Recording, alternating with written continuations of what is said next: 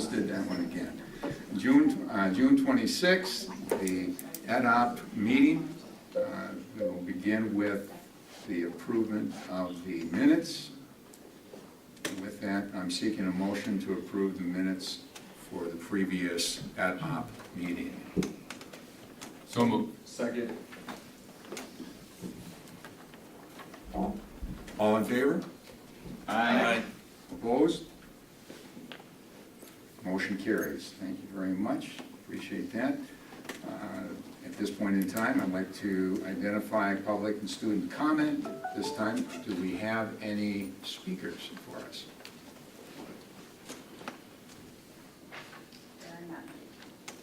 There are none. I'm going to take a moment here to thank Mr. Trollope for taking charge of the meeting at the last meeting, in which I had a tremendous vacation with my family, except for Captain Boucher, Captain Bonnie Boucher. She is deployed in Germany, so we had a good time with everybody else. I was thinking a lot about her, and we continue to think a lot about her as things happen on that other land. All right, with that, continuing on. Item number 4, referendum construction update. As the referendum-funded facility improvements continue to develop, construction and budget updates will routinely be presented. Take it away, gentlemen. Thank you. I'm here again with Nick Anderson, as I am every month, for our referendum construction update. He's going to share with you some pictures and some stories on our active sites, and I'm going to offer some exciting news, some very encouraging news on our budget on the very last slide. So with that, Nick, I'll maybe advance it and you just tell the story. All right, sound good. Well, thank you once again for having me here to provide an update. A lot has changed since last time we met on, I'll call it the first 4 projects that we started construction on last fall, and then we have started construction on 2 new projects since we met last time. So we're getting to the finishing stages on some of the projects and just getting going on some of the other projects. So starting out with Stettin Elementary. Basically, I got my bullets here. We got 95% of the HVAC system complete. Previously, when we've been talking about rough-in only, which is kind of the work above the ceiling, behind the scenes that you don't see so much when the building is complete. Now we're getting to the finishing stages, so we combine it where we call rough-in and trim-out. And trim-out is the final finishes that you see, air diffusers, thermostats, etc. when we're talking about HVAC. And then same along the lines with the electrical work, start seeing light switches, occupancy sensors, the actual lights in the ceiling. So you'll see that carrying through as we go through the 4 projects. So roughly 95% on the HVAC system, just about ready to start that up, and 85% of the electrical system at Stettin. The plumbing is completed in the bathroom, so it's actually completed in its entirety now. So we're not using them, but working restrooms, the new bathroom groups at Stettin are both completely tiled, and bathroom fixtures and toilet partitions, etc. are all installed. 90% of the interior doors are installed. There's a couple that are being held off as we finish up construction. 85% of the casework and flooring is installed, so as you look through some of those pictures, maybe hard to tell because we've got floor protection on them, but the flooring is down in the corridors and in the classrooms, a few areas that need to be finished up here. And then 99% of the windows are installed. All the windows and doors are actually in, but there's some finishing touches that need to take place as far as the exterior caulking and that. So if you were to go and drive by and take a look at Stettin, you're going to say, hey, this doesn't look like it's done. It's not totally done, but it will be done here very shortly. And go down to the next slide, some more of Stettin. 75% of the ceilings are installed, so usually we put up the ceiling grid, and then we call it the border tiles first, and then we allow the MEP trades to finish their work up above there, ceiling diffusers, lights like we talked about earlier, and then we go through and put in the final ceiling tiles, and we're very close to that at Stettin.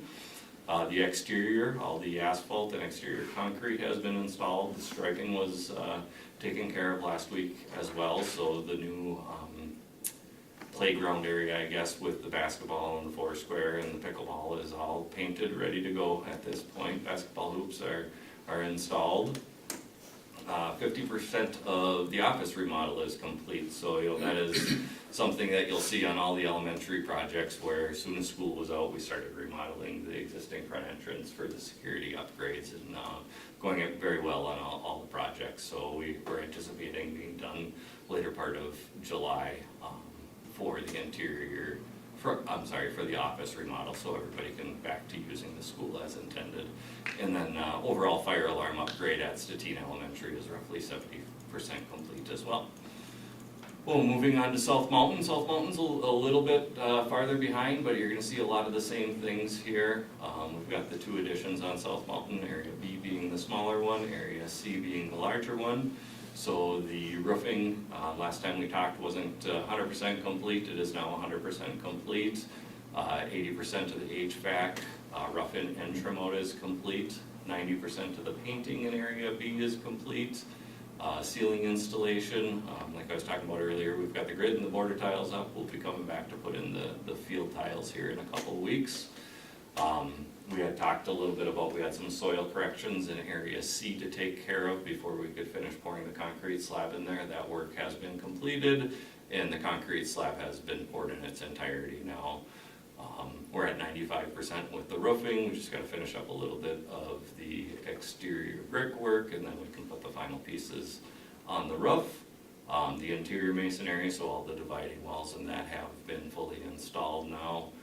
We're really moving on to the finishing stages. We've started painting in there, doing the block filling, about 25% in Area C. 50% of the office remodel is complete, so very similar to what I talked to about at Stettin, where once school was out, we started doing our demolition work, and we're now putting it back together for the increased security in the entrance there. And then we had to take down a fair amount of ceilings in this building in order to do the MEP connections from the existing systems to the new. So the ceiling being replaced in the existing building is roughly 50% complete. And then right along the same lines with the fire alarm upgrade, roughly 70% complete at South Mountain. Moving into Riverview, very similar as Stettin is at this point. We've got 95% of the HVAC rough-in complete. The electrical rough-in and trim out is complete in the addition. And then one thing a little different at Riverview is we've got the repurposed generator coming over there. So we're about 70% complete with the rough-in. Honestly, it's about as far as I could go until we physically bring the new generator over from the school forest, which is going to be a little bit farther down the road, waiting for the new generator for school forest to be delivered. And then 95% of the classroom and corridor flooring is complete. Ceiling grid and border is 95% complete. The exterior asphalt and concrete work has all been replaced and finished, and approximately 50% of the front office remodel is complete as well.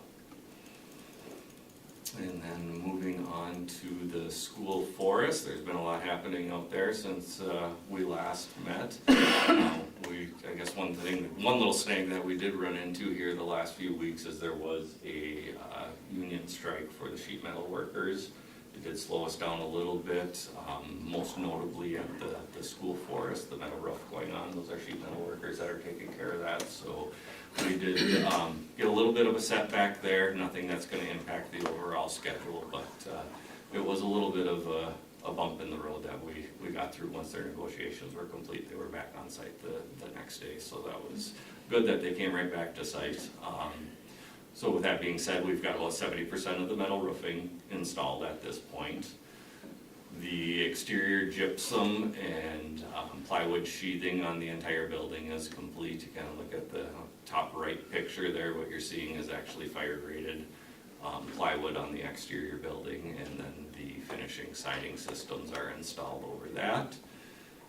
The exterior insulation and masonry work that's been ongoing for quite a while, that is all now complete as well. The exterior metal panels, so kind of the top left picture there, it's a little pixelated, but you can see those are vertical medical panels that go on approximately 20% of the exterior of the building. That's complete, and all these parts and pieces go in a specific order in order to get everything to fit together. So window installation started taking place after the metal panels were installed, and then the siding, which is a fiber cement board, which is the majority of the rest of the building that isn't either masonry or those metal panels, is currently being installed on the exterior, roughly 40% complete. Interior metal studs, got 95% up there. They're really, if you were to walk in that building, it's the shape now that it's gonna be. You can identify where all the rooms are and spaces are. The sheetrock is all hung. They're in the finishing processes as we speak. I would imagine painting will be following here shortly. And 80% of the HVAC and electrical roughing is complete as well. So things are going well at the school forest. And then John Muir, I think last time we met, we were just starting to dig in the temporary road. Anybody that's driven by there can see that there's been a lot of dirt moving and a lot of things taking place. There's 5 different additions on this project, and obviously we'll be talking about it for 2 years, but we started work at the northeast classroom addition, big excavation there. It's a 2-story building there that we're tying into just the 2nd floor, but in order to do so, we need to go down to the existing footing foundation level, which is about 12 feet deep. So when you go by and you see a big excavation there, that's what's taking place, and it's kind of a neat picture, or at least to me, on the left of the screen there, you can see all those dowels sticking out of that wall. I believe there's approximately 600 rebar dowels sticking out of that wall, which is the structural tie-in for the new foundation wall that'll be poured here very shortly. So approximately 75% on the footings and foundations for the northeast addition, and then moving over to the receiving and tech ed addition, and excavation has been taking place there, and footing and foundation wall has begun, approximately 25% complete. And then when school let out here a few weeks ago, we started the first phase of interior remodel. The first couple of weeks are pretty much all demolition. We've got about 75% of the demolition complete and starting to put things actually back together in a few places, which is great. I don't know if anybody here ever walked into the basement of that building, but there were some giant old abandoned steam boilers in that building. Those have now been removed, and that becomes our new boiler space for the building. So actually they are starting to work there in the new boiler room, getting a bunch of the large piping work and that done, layout. Slabs are poured for the new equipment coming in.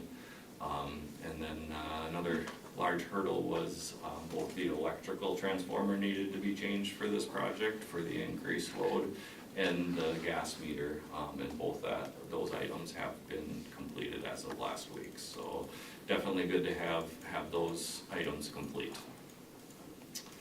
Moving on to the athletic fields. So the efforts at the athletic fields have been at the East Campus at this point. So you can kind of hopefully tell from the pictures, basically the process on these athletic fields projects is we remove all the existing grass, topsoil, black dirt. We go down to a certain elevation, and then you install drainage materials, and then it's a fabric, and then a base course and a finish course. So you're going to probably hear me talk about that stuff as we go through all the different fields that we're working on. But regarding the multi-purpose field, all the demolition has been complete. The new drainage has been installed. The base course has been installed in its entirety, and actually the final grade has been installed and roughed in. And I call it roughed in because when you put down synthetic turf, it's very particular about getting things very smooth and to the proper grades, and you really don't finish it until you've got the folks ready that are there to put the turf down like that day or the next day. So it's real close right now. When the turf shows up, it'll be finalized, so then they can install the turf right behind there. And then over at the baseball field, the existing surface has all been removed. The new drainage system has been installed. They started bringing some fill into the site. There's also concrete curbs that basically go around anywhere that there's synthetic turf being installed. They're probably 50% complete on that on the baseball field right now. And then on the softball field, they've removed the existing surfaces and are getting to the point where they're gonna start putting in the drainage system and the fabric and the base courses as we move forward. So that's what's been happening in the last month, and like I said, they're gonna be moving over to West Field probably in about a week to start working on the baseball and softball field there as well. Is this a good place to pause and see if there are any questions on the project updates before we look at the budget sheet? Pause now and later, pause now then later. Let's talk about the budget. Okay, so on the budget summary format you've seen before, so you're getting pretty used to seeing this. And I'm just gonna highlight some of the changes that have happened since the last time you saw this document. Last time you saw this document, we had a budget amount for Grant Elementary, a little bit over $2 million that we planned to be designed and actually bid out. But based on board action, I removed that from the budget. I didn't reapply those dollars anywhere else. I just unapplied them to Grant, so to speak. The same happened with Horace Mann and Montessori. So $5 million of our Horace Mann addition was earmarked for Montessori in the referendum. We unapplied it to a Horace Mann Montessori edition, and we reapplied it to the Lincoln Elementary edition. From $214,000, it's a light green number because it's not really designed yet. It's kind of preliminarily designed. We added 3.6 million for improvements at Lincoln location for Montessori school, all right? So we subtracted a couple and we added some more down here. Another change that you'll see is the West High School budget is starting to get from light green to dark green. We have a design budget for West High School right now.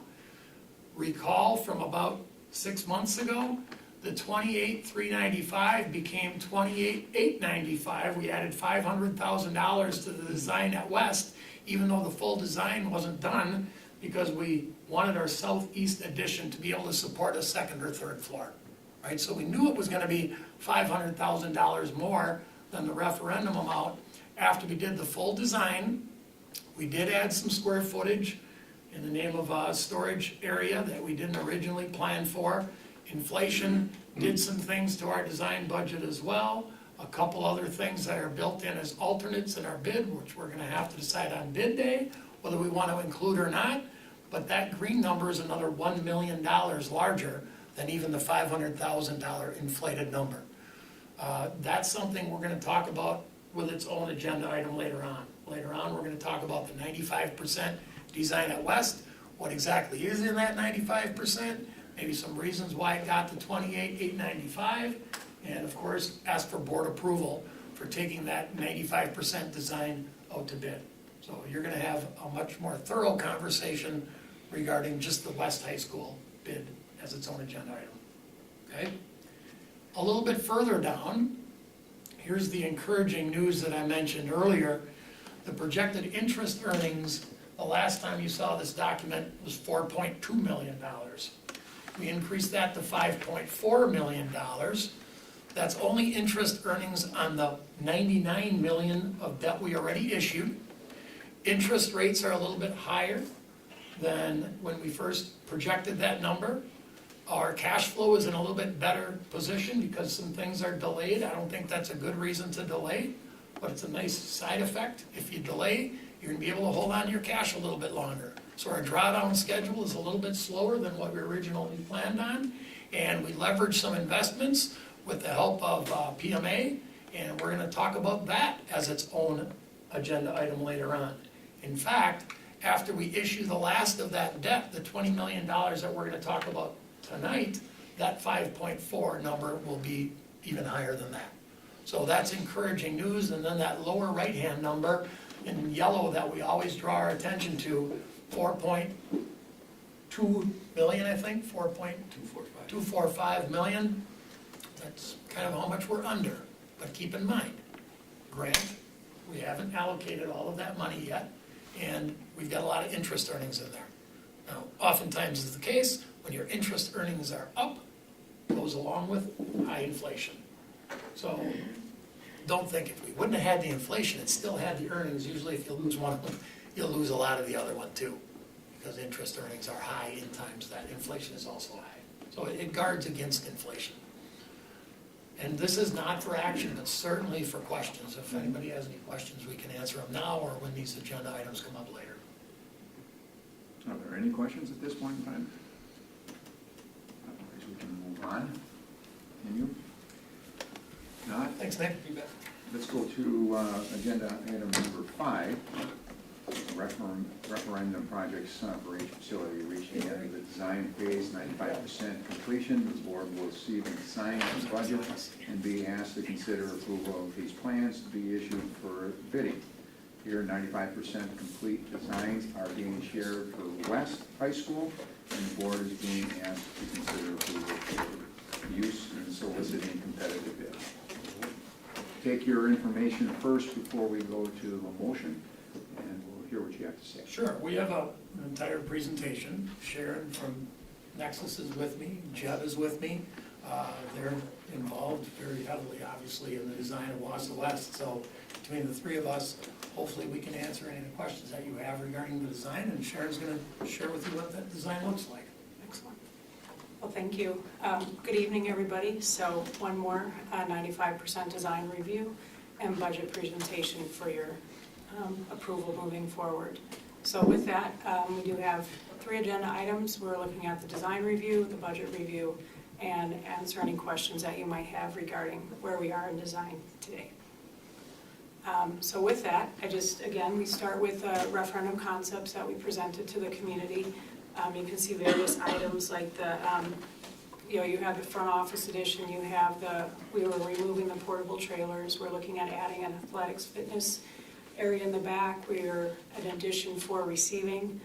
We remodeled a lot of the locker room spaces, we're looking at the kitchen and the common area remodeling. We're looking at remodeling the student services from the old office space, the secure entrance, things like that. So you can see on this screenshot here matches what's on the district website, and this is the place where we started.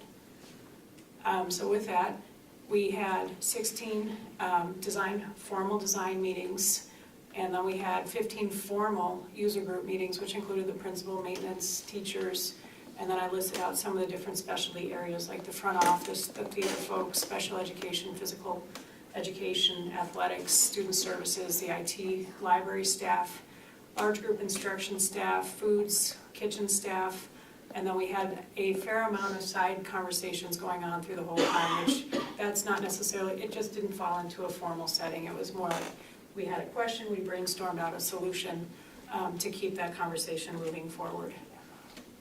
Also included is we did meet with the city for approval on the elevations and other site activities, so we had that kind of feedback as well.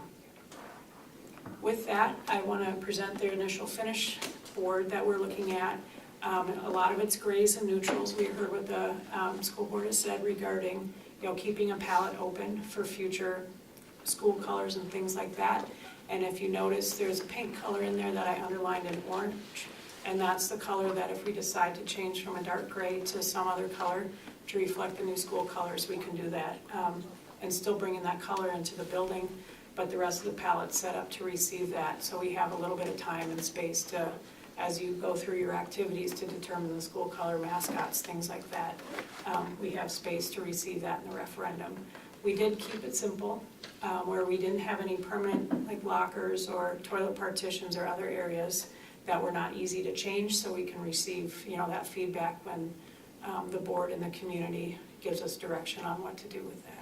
Sharon, can you talk about that a second? So what does that mean? That the proposal includes a neutral partition, but at some point between now and when, if we get a proposal put to us in terms of we think it should be red and white or whatever it's going to be, then it can be changed prior to installation? Correct. Okay. So we're looking at the fall as an ideal timeline, but we wanted to make sure that the documents are bid correctly.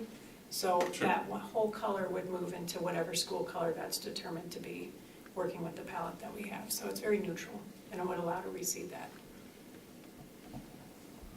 So we're in the new and existing areas throughout the building. We're replacing ceilings, painting, carpeting, things like that. Tiling in the new bathrooms, tiling in the locker rooms. So with that, here we have the site plan.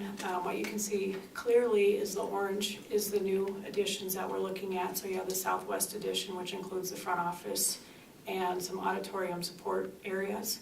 We have the addition on the north side, which is the fitness room and some locker rooms additions. One change from the base scope of work is we, with the team together, we decided that we didn't necessarily need to add a receiving area because we reworked how the kitchen would be served to allow for a more efficient design, so we don't have that as part of an addition. On the southwest side, if you looked at the original concept, you could see that we were looking at adding the parking in the grass area in front of the building, but with the addition and everything like that, it made more sense to move it to the southwest side. And I do have a count for you of 45 additional parking stalls on the southwest. That's included in the base scope of work. What we don't have included here is any front parking, and we still need time to develop what that might need and how to fit that in if it's approved to move forward into the design scope of work. So one thing I do want to point out too is we are taking down the additional, or the new fitness, or the old fitness room to rework the back area, back of the house, for more space back there for the trucks to come in, chillers, things like that. So this is the new front entrance coming in. One thing that we did make sure we made a point of is to make sure that it could receive a second and third floor. So, this is the, the grand entry coming into the room, or into the building. This hasn't changed that much since the last time that I presented at the 50%. And we did bring it to the city for their review and approval. Or if you have anything you want to add to that. That's gonna be your home for a while. Yeah. Yeah, well, it looks nice. So these are some of the other renderings of the front of the building too, and we did work it out with the city. They just thought it was a little plain in the front, and because we're looking at a future addition in the space, we are going to have a landscaping solution to help soften up that major corner that people see when they first generally come into the high school. Oops. So with this is the overall floor plan of the first floor. So we have a lot of work going on here. But it's pretty busy, but we wanted to make sure that there's a definite area of where we're highlighting the scope of work. So again, the additions are in the beige color, so you can see where those are. And then I identified in blue, or light blue, light renovation work, in pink, the moderate renovation, and purple, the heavy renovation, and then areas that just might have fitness or equipment changes. For example, in the field house, we're looking at doing some work to the rubber track floor, we're looking at doing work to the bleachers, but we're not really doing a major overhaul in the field house itself. So that's just an example. So some of the areas that we're getting into is, we're into the auditorium, we're freshening it up. We're adding in additional systems to help the auditorium function better. We have AV and some theater lighting, curtains, things like that. We're redoing the wings so they're a little bit more functional for production. We're updating the music wing, and as you can see, the pink in the middle. Oh, I do have a mouse. Okay, so this is the student services and some special ed. So this area is where we're bringing in the kids coming in from the portable classrooms. This big purple area is the kitchen commons rework. The commons area doesn't have a lot of work directly, but it's more finishes to upgrade the field to tie into the new kitchen area. We're looking at essentially remodeling and creating a community room in the front of the school here. Other areas we're looking at, this is all a locker room remodel in the back top up here. And then down we have a new foods room that we're adding to support the existing foods room. So that's part of the redistricting effort that we could fit into the referendum. And some of the other areas shown are, finish work, ceilings. We're replacing a lot of the windows within the space. Sharon, one question on the commons. What is the current, I know you told us this before, what is the current student capacity and what will the future capacity be for the commons? So what we have in the commons is, I don't have the existing, but I have it done in a slightly different way. So we're adding 172 seats for a total of 776 seats. And then the community room adds another potential 72 seats. So it's like 500 to do the math the other way. 504. Right. So, we are very conscious of what we're trying to do and, expand that to maximize it. So with that, I'm just going to highlight some different areas of the floor plan as we move around. So this is the main front entrance. We have 9 additional offices, reception. We did do the secure front entry sequence that's similar to the other buildings that we've presented so far. We've looked at, we've added toilet rooms, and one thing to point out here is this is the new theater entrance as well, to be able to bring, the community into the theater. And then there's, with the new addition coming in, there's a back of the house access point from the main entrance here. So I don't know if you have any comments regarding the front office.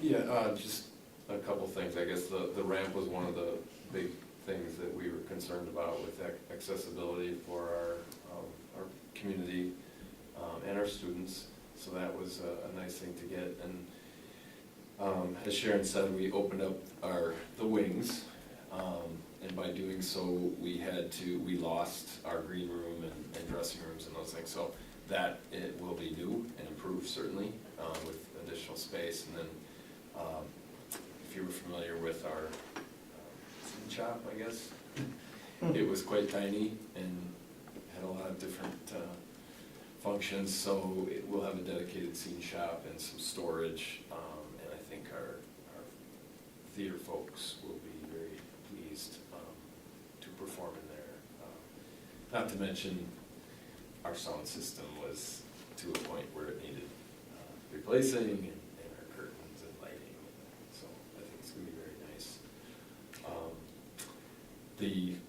The only thing that I will say is that it will be tricky. We have a lot of work that has to be done at West, so it'll be the shell game for a while with bodies and moving around as work is getting done. So. And one thing I want to point out too is the stage elevation, the top of the stage is 7 feet below ground.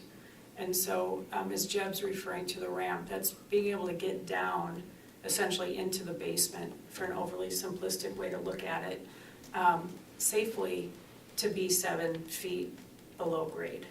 So that was an interesting design challenge on our part, but as Jed was saying, we got the ramp in there, and we were able to work that in our favor to be able to maximize the theater usage. So with this is just a very overly simplistic architectural rendering from Revit, showing some of the changes to the theater on the inside. So we're adding a lot of sound panels in here. We're adding some nice decorative lighting around the sides. This is actually smoothed out. This is more of a CAD rendition. We're not really changing that portion of the theater ceiling. We're actually painting it so it kind of recedes away. And we're not looking at changing the seating or anything like that at this point in time. But it's going to really dress up the theater. And then the back, I don't know what you call it, the undulated, or the bump outs in the wall, we are removing those to flatten it out and upgrade the professionalism. And we did bring an acoustician in to make sure that the acoustics are a very top priority, to make sure that we're not losing sound quality by changing some of the acoustic properties of the space. In the back area, do we have like a vomitorium or something like that, 2-door entrance, so that light doesn't come in when people do come in late to the presentation? No, or we is it didn't. just single doors? It's a single doors. The hallway out on the other side was not really something that we were looking into, to be able to create a more formal vomitorium. And we do have doors to the south coming in from the main entrance that will allow other theater access to come in there.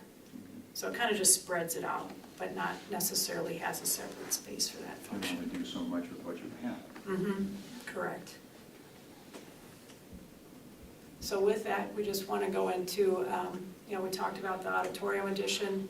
Again, I'm focusing, as I'm moving through this, I'm trying to focus on the different areas. We have the music rooms in here too. So we have the light renovation, like I just talked about.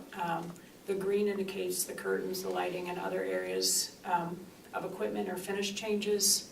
And I think we talked a little bit about the other areas down in the I mean, again, this whole area is below grade, so just one thing to point out, because it's below grade, it's gonna be, have fire protection sprinkling in that section of the building, code driven.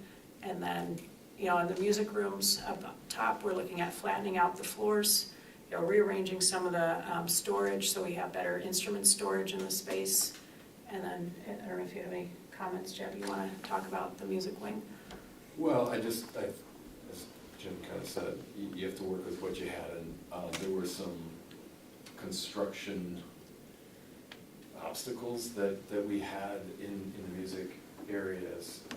I think part of the root of Wausau West is it was built really, really well, and so there were some things that were really difficult to really, you know, so our first initial idea was, you know, that we just have one open rectangle there and we can do whatever we wanted in there. And there was a few obstacles because of some of the HVAC things.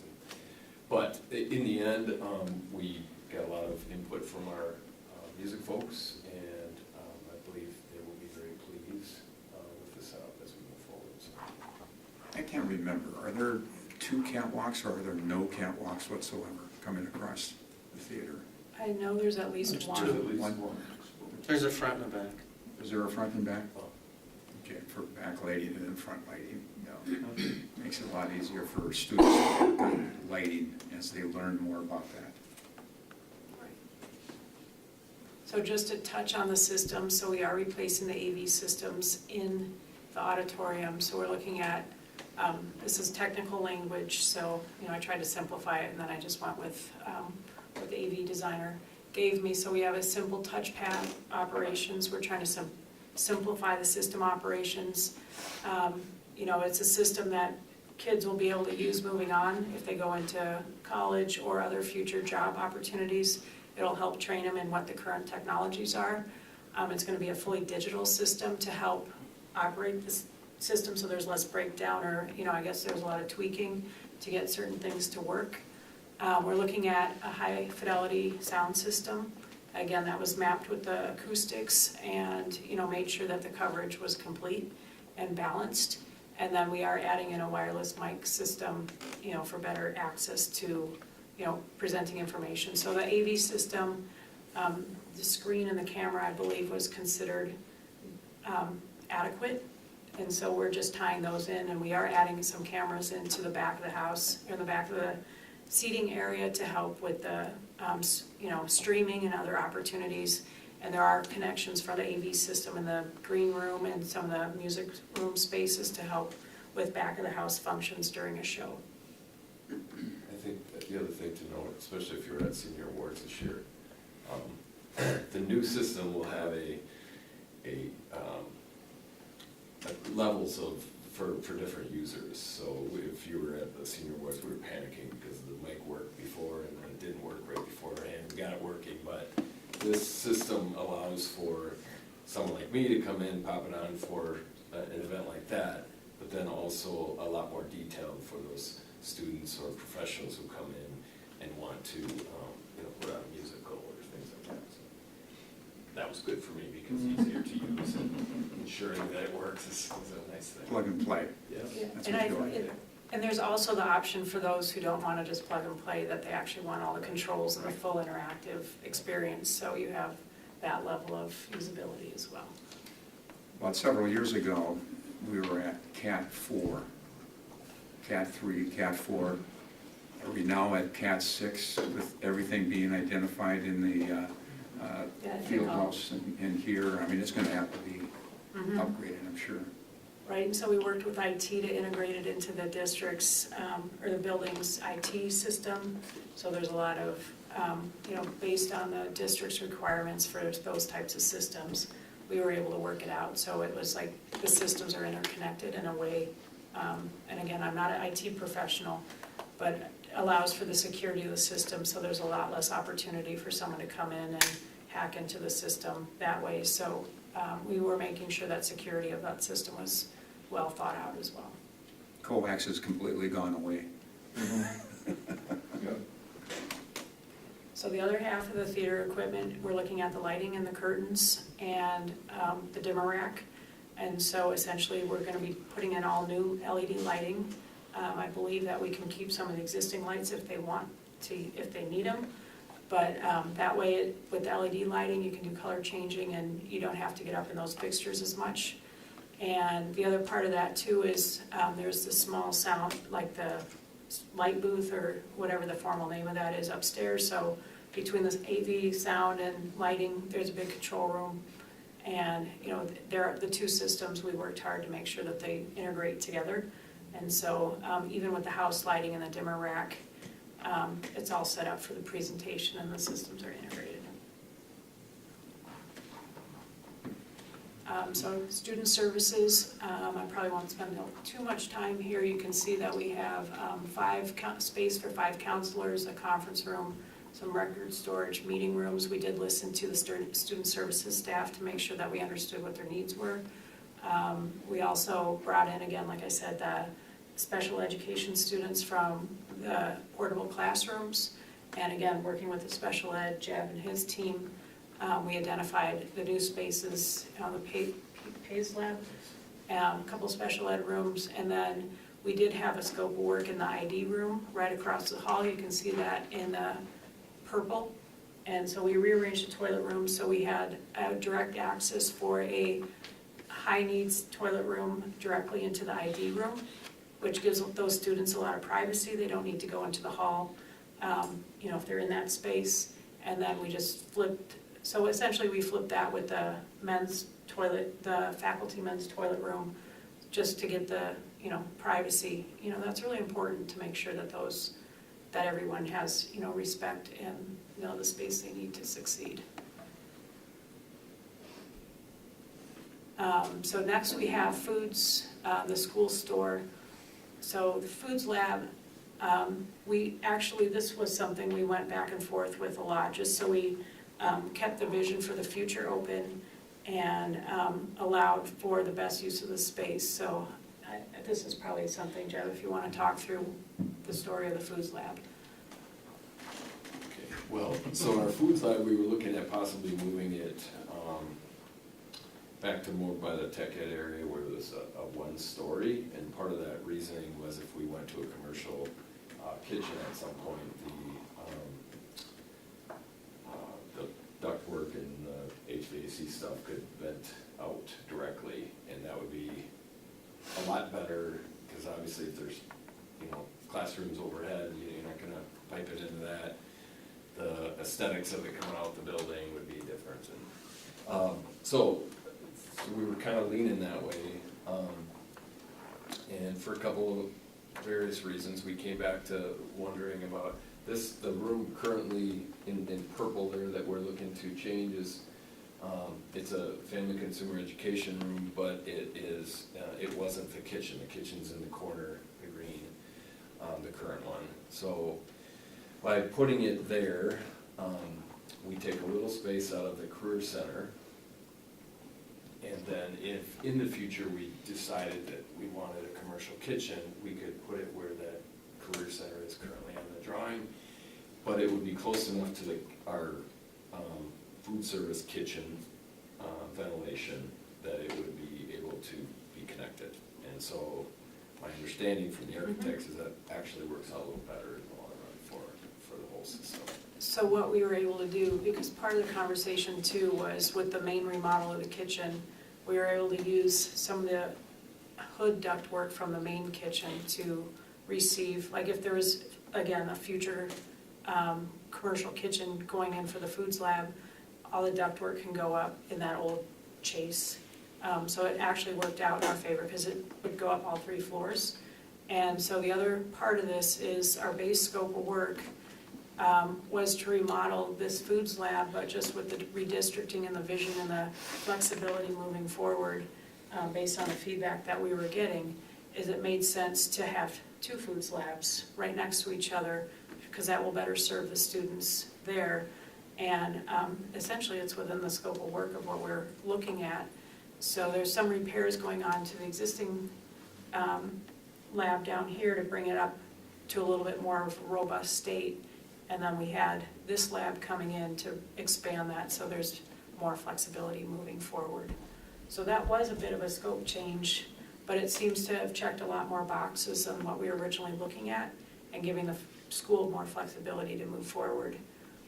So, Just one question on that, Sure. Jeff. I thought originally we had talked about making a commercial kitchen available. I thought John, and I don't know if he's on the phone, I thought he had brought that up as something that would That have was been. something that, yeah, we were considering, especially as we move forward Right. into the future. And that's why we wanted to keep that. That's why originally we thought of taking this, instead of remodeling totally that green corner room, we were gonna move it back to the north side of the building with the tech ed, so that in the future, we can connect the foods lab with that commercial kitchen, because that makes a lot of sense. Right. And so then that could be vented. Well, in this case, we can do that. It's probably easier, so. And is that something that we just decided we don't want to pursue now, the commercial kitchen? Because I remember talking about a culinary career path and all this other stuff. Well, I think it's in the same spot that it was. We have that space and that, what's left over in the career center, so that if we decide to do that in the future, if that's a direction, and we talked a lot about maybe that next referendum for different things. If we decide that that is something we continue to do, we have the space next door to the foods lab. Okay. So it's kind of the same as what we were intending prior to. And if I could, do I recall too, Jeb, that when you have a commercial kitchen, you really reduce the capacity of the room. You've got larger fixtures, you've got huge, like 3-level sinks or three-tier sinks. And some of the school districts that we've talked to with the commercial kitchens, they found them to not be serving the purpose they thought they would. So we're re-examining. We thought kind of a combination of commercial and residential. So we're still exploring that. Right, one of the things that kind of came through from other schools is building a large area for a commercial kitchen where you have several stations was really a lot of overkill, because the majority is going to be the residential. But having the space that we have left in the career center, we felt like we could have a couple of stations there to manage a commercial kind of setup, so. A question on that. This is John. Can everyone hear me? Go ahead, John. Okay. Would Nexus be able to, on that note, and hearing what you're saying, Jeb, maybe put together what that commercial kitchen would need to look like for us, in terms of, hoods and pieces of equipment and whatnot? Just an idea of what that might need to look like, or what we would want it to look like, because it sounds like what you're saying, what you just mentioned, Dr. Hiltz, is, that we wouldn't want necessarily a full-blown, commercial kitchen, but something that would still allow us to teach culinary arts and food service and what that might mean for a career path. yeah, we can, we've laid out other culinary labs, so that wouldn't be, that would be pretty straightforward. I guess timing, Yeah, I'm and how just that curious fits what the in. bill of materials would kind Oh, of look like. okay, we can explore that for you. Thank you. You're welcome. So a lot of thought went into the location of this, just to make sure that we had the best solution moving forward. So that's with the foods labs, and then in the upper, left-hand corner up here, we have the new business, the school store. And so we do have a place where we talked a lot about making sure they could sell their slushies and merchandising and things like that. So it's in a really good high-profile spot right next to where the commons area comes in and loads up. So we did work with, it's kind of like specialty finishes to really kind of upgrade the level of more of like a store than a classroom. Listening to I think he's the marketing teacher, right, to be able to get his feedback and incorporate it in. So it's a pretty simple space, but it's flexible enough for him to do what he needs to do. And then one thing that I did want to point out, so in our base scope of work, we did have a robotics lab, and just with the conversations regarding redistricting. Based on Jeb's feedback, we are not modifying any classroom to be a robotics lab specifically, because we need more use for those various spaces, and to specialize at this point in time might take away the classroom use from other functions. So that is a change from the base scope of work. And I think too, talking to John Winter, there are opportunities to incorporate robotics right into the regular curriculum. And of course, we've got MTC right down the road that has a whole wing just about dedicated to this kind of work, so. We will continue our robotics club Yeah. and the competitions and things, it's just we won't have a dedicated space for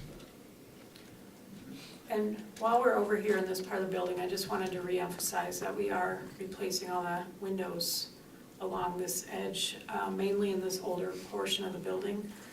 So it would affect actually all these labs around here, all the classrooms around the perimeter. So they'll have new glass, new window blinds coming in for all the classroom spaces.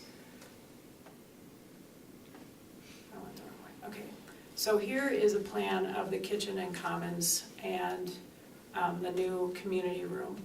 So in the upper left-hand corner here, you have the kitchen rework, which we did go through several options to see what kind of opportunities we had with the different layouts. So I think we looked, and I believe we presented a couple of these options before, at least 4 different options on how to work the locker rooms, the common area, and the kitchen to get a couple objectives was to keep the efficiency and the functioning of the kitchen at a high level, and also to make sure that we're expanding the student availability of the commons area.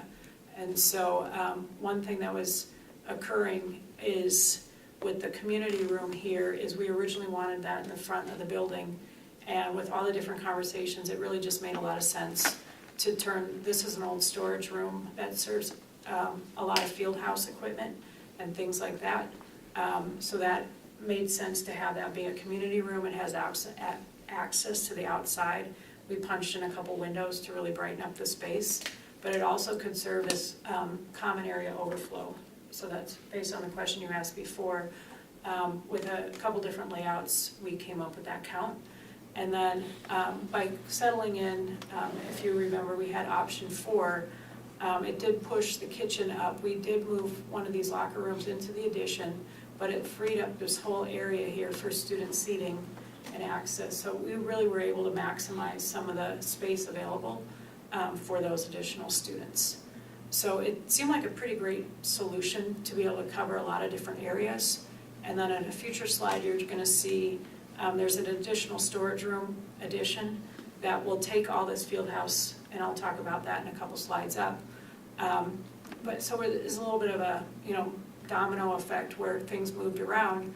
But what we have now is a really good food service line. We have the dishes are kind of separated from where the food comes in. We have the different areas clearly defined within the kitchen for functionality purposes. And we did spend a lot of time going through how deliveries were made and how this is a prep kitchen for I believe it's 4 or 5 elementary schools to make sure that those needs were met. So we have a la carte storage for those for transport up here. So that's why we didn't need the receiving addition in the back.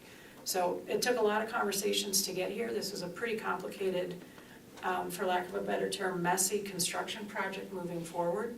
But I really think this is going to suit the needs. We got a lot of feedback from Karen and her staff at the high school, and just trying to get, make sure that the users understood what area we were going to get this space to work out. So do you have anything you want to add, Jeff? Well, obviously, I don't know the functioning of the inner workings of the kitchen, so that was we certainly relied on Karen Fox for that, but my concern was making sure we can get our students fed and through the and seated. So I feel like with the additional seating, kind of look at that community room as an overflow space. If we have, the mod system pretty well, I think up here. There are times when it's not like a traditional schedule, so you can't, you don't have exact numbers that you say these kids are eating right now. So we, beginning of the semesters, it's always a little bit, and then kids kind of, they moderate a little bit themselves, but we still have larger mods as we go through the week sometimes, and so if we need, we'll have that additional space, I think that'll be good. And just to point out again, this is a slide that shows the common area seating. We were able to add 172 additional seats for the total of 776. And then that community room adds 72 potential spaces. And one thing I do want to point out that we didn't mention, so this is currently a full wall, so we dropped that down to a half wall so kids can sit on it.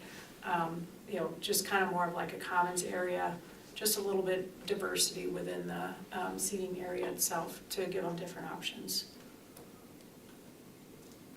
And then, I don't know if anybody's wondering, but that inner wall was not able to be removed. That's part of the reason why we had to cut that wall down. yeah, this wall here, it was structurally significant. And that's where the comment before was, this is a very structurally robust building. So we had to make a lot of decisions to work around the existing concrete structure. I mean, there's steel in here too, but there was a lot of limiting factors. So is this community room walled off? Like, I mean, it sounds like you have a half wall. What does that look like? It closes off though, I'm assuming, with a door? Or can be open from an overflow standpoint? So the door will be in there yet, and there will be windows on the north side of that room. Okay. Not right in the middle, but on either side of the middle. That look into the commons? Got it. So that'll help us with supervision. Right. Got it. Okay. And we also felt that would be a good, that space would definitely get used after school for booster club kinds of things. Definitely. So just some high-level things regarding the kitchen, it's a more efficient layout. You know, we updated the food court, so we built the food court program to have, I believe, the same number of stations as before, but allowing for the flow within the kitchen itself to support that. So the goal also was to increase student traffic through the food lines without, you know, serve more kids in the same amount of time. And then the workflows for the staff themselves, so they're efficient on their movements too, to really help upgrade the production of the kitchen. So we have a smaller footprint, but because it's laid out better, you know, the kitchen's more efficient, and we were able to move the extra space into the commons area. So with that, I'll just talk a little bit about the athletics in the back. So you can see this is the new addition for the fitness room.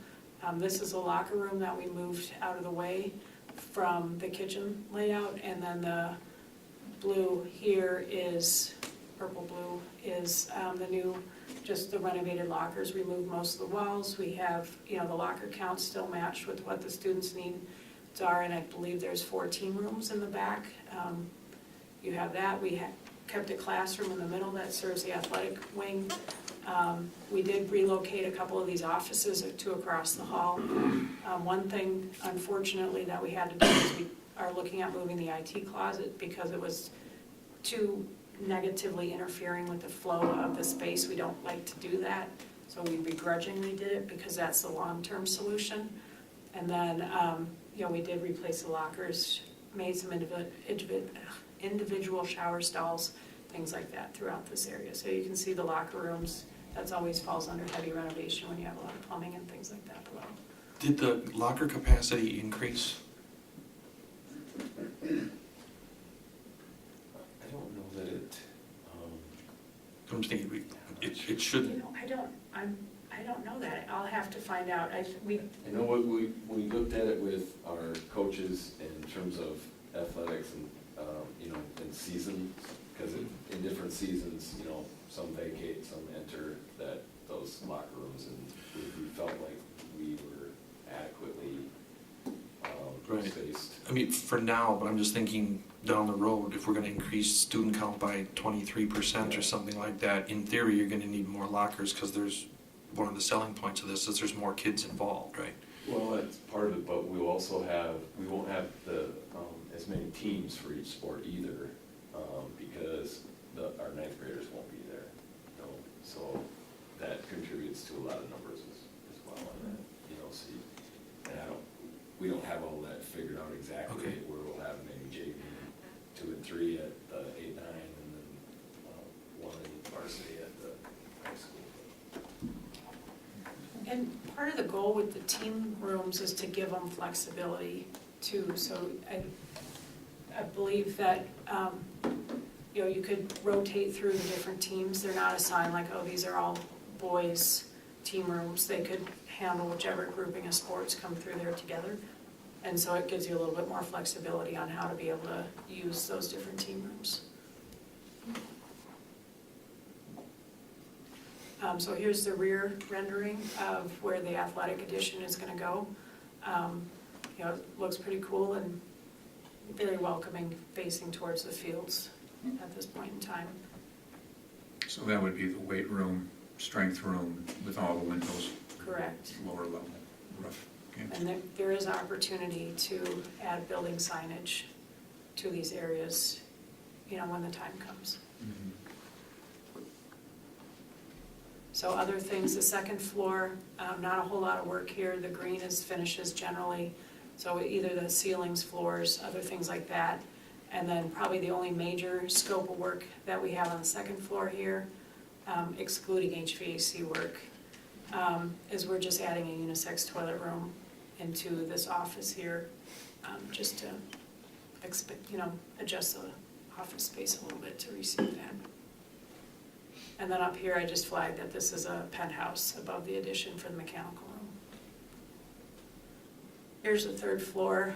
One thing that we're exploring is, you see a different hatch. You can see additional ceiling work that wants to be done, but it doesn't have to be done at this time. We're doing a lighting retrofit. So we carved this out actually as a alternate to help with budget protection. And then some of the other areas in green, again, I noted that with its equipment, so it's kind of a big catch-all, as we are looking at replacing the seating in this large group instruction room. We're rearranging the seating, replacing the seating in this room where we're adding a center aisle and upgrading the AV system in that room, redoing the ceilings, things like that. And then we are doing a lot of furniture and general upgrades in the library. So it's more of a moderate renovation, not too, it's mostly a furniture solution. But we listened to what the librarian had to say regarding how the space is being used. So in the base scope of work, we're looking at like project rooms along the side here, and we rearranged it so there's more like a class space in here, and just changed the functionality, rezoned it, I don't know how to say it, a little bit to just change how the functionality of the library looks, and we're gonna upgrade the finishes in there. So with that, Jenny Ader, our library media specialist, she's been really good about, even before this, trying to move our libraries along into a little bit more contemporary usage, and now, hopefully the furnishings as well. So it's a different space with a lot of different uses now. The corner that Sharon pointed out was because we sometimes have small groups that'll come in there, and so we can have an instructor actually instructing kids while not really bothering the rest of the library. So, in different parts of the library, depending on the seating, will be for kids. One of the things we talked about was kind of make it a little more cozy, so students will feel good about being in there and doing some reading or getting some homework done. So, the other thing is the 315, the middle aisle, it was an important piece to some of the staff members that we had talked to with the design, just because without that middle row, there's a lot of anonymity among students that are in the middle because they're hard to get to, and I think that middle row will help focus and attention for the kids. Jeb, that's the first time I've ever heard the library described as wanting to be cozy, so well done. That's what I call it, so I always wanted. And one thing Jeb has been really good about emphasizing too is just for visual impairment support. And so I just wanted to point out that in that large group instruction, the stairs have a very contrasty color for the carpeting to help students navigate the stairs. And so we're making sure that a lot of those themes continue to be in this building. Not that they shouldn't be everywhere, but just we are making a specific point to address that. And then one last thing on this floor is we are adding a small unisex toilet room up here, again, to expand that into the building. So with this, I guess I'll summarize this quickly. We are adding a chiller to add cooling to different spaces. You know, we're adding chilled water. I mentioned we added a chiller to the back of the house, or, you know, in the back receiving area. We're adding an energy recovery where it makes sense. We're, you know, updating the supply diffusers. I won't go down that rabbit hole, but we're putting in better diffusers in many of the classrooms that we're replacing the ceilings with, so it's a better distribution of air. You know, and we're looking at adding an alternate. There's a lot of alternates here, you know, budget scope, also to make sure that, you know, different needs are met, but there's an air handling unit in the gym that's starting to struggle a little bit, and so we're looking at doing that as an alternate based on funding. You know, sometimes, you know, it's not the best time to do, you know, try to get that to support, or the project to support it or work with it to help get a aging air handling unit addressed. So here I have a quick map of all the areas that the mechanical systems are going to be affecting. So you can see the mechanical scope versus the finishes scope. I just like to show these to, you know, we're everywhere in this building. It's pretty impressive with what's going on. And then plumbing, we're just extending the existing plumbing. We're modifying, adding the new spaces. You know, a lot of it is just reacting to what the architect's doing, sinks, you know, toilets, other fixtures like that. And then we are looking at dealing with the grease interceptor in the kitchen and simplifying that system a little bit. And then with fire protection, we are adding in a fire protection sprinkler system in the southwest addition. The rest of the building won't be sprinkled, but a lot of that's just based on code, firewalls, things like that. And then we are looking at providing fire protection for the main server room in the center of the building. So we're putting that as a fire protection package. Electrically, a lot of that we're expanding, you know, lighting, power, security. We have telecom upgrades, you know, renovated, new. We're expanding the mass notification system based on the new areas and the modified areas. We're upgrading the electrical infrastructure to support like the theater lighting, the AV systems. We are upgrading, it says one distribution panel board, which is just, you know, you have some aging electrical equipment, so we're taking care of that. And then we are updating the lighting to LED throughout the building in various phases. So with that, we have the budget slide here. So the original budget in the referendum scope of work was $28,395,000. And as Bob discussed earlier, that budget number has increased to $29,895,000. And I guess I can go into maybe some supporting details why we think that is.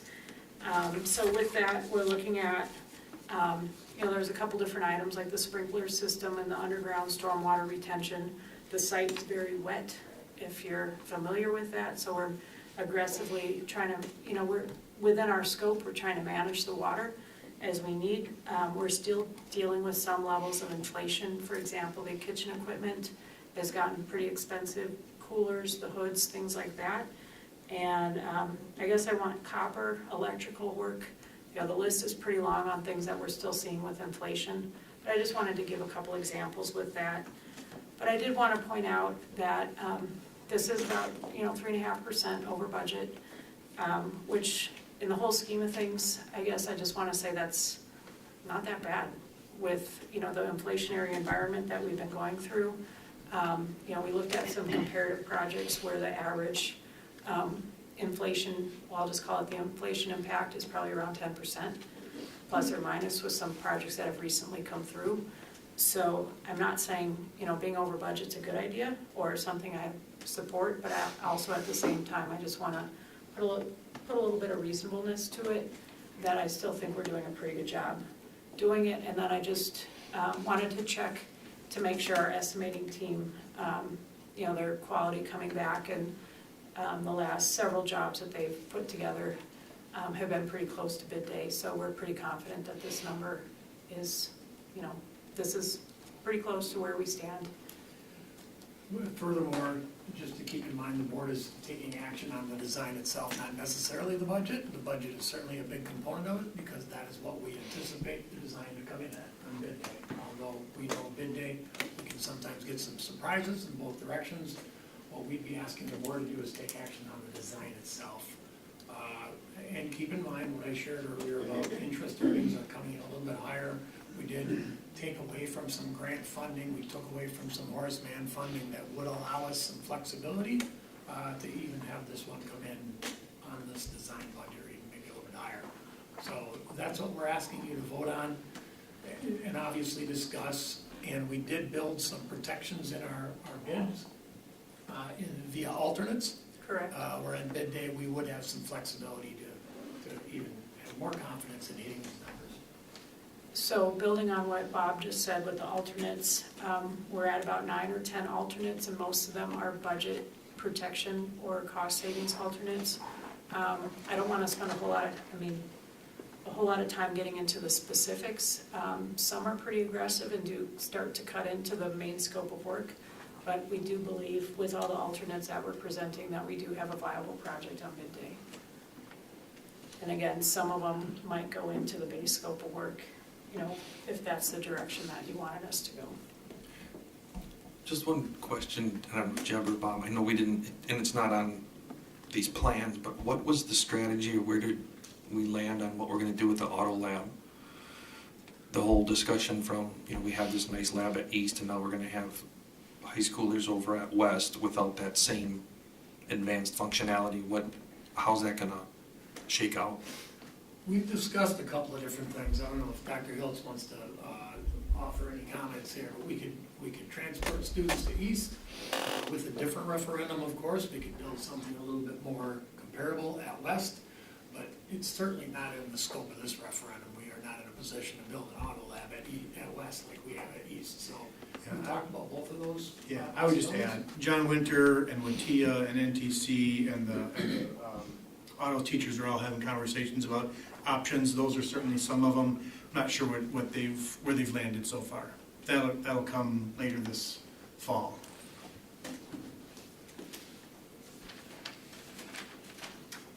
Well, with that, let me put the motion forward, and then we can follow up with more questions at that time. Seeking a motion to recommend to the full board to approve plan designs for West High School as presented to be issued for bidding. Second. Open for discussion at this point. Yeah, I've got a question. We're 4 million or so under budget, and one of the things we talked about waiting for before discussing what the best use of that is was this, because West was so big that we didn't want to get out ahead of ourselves on that.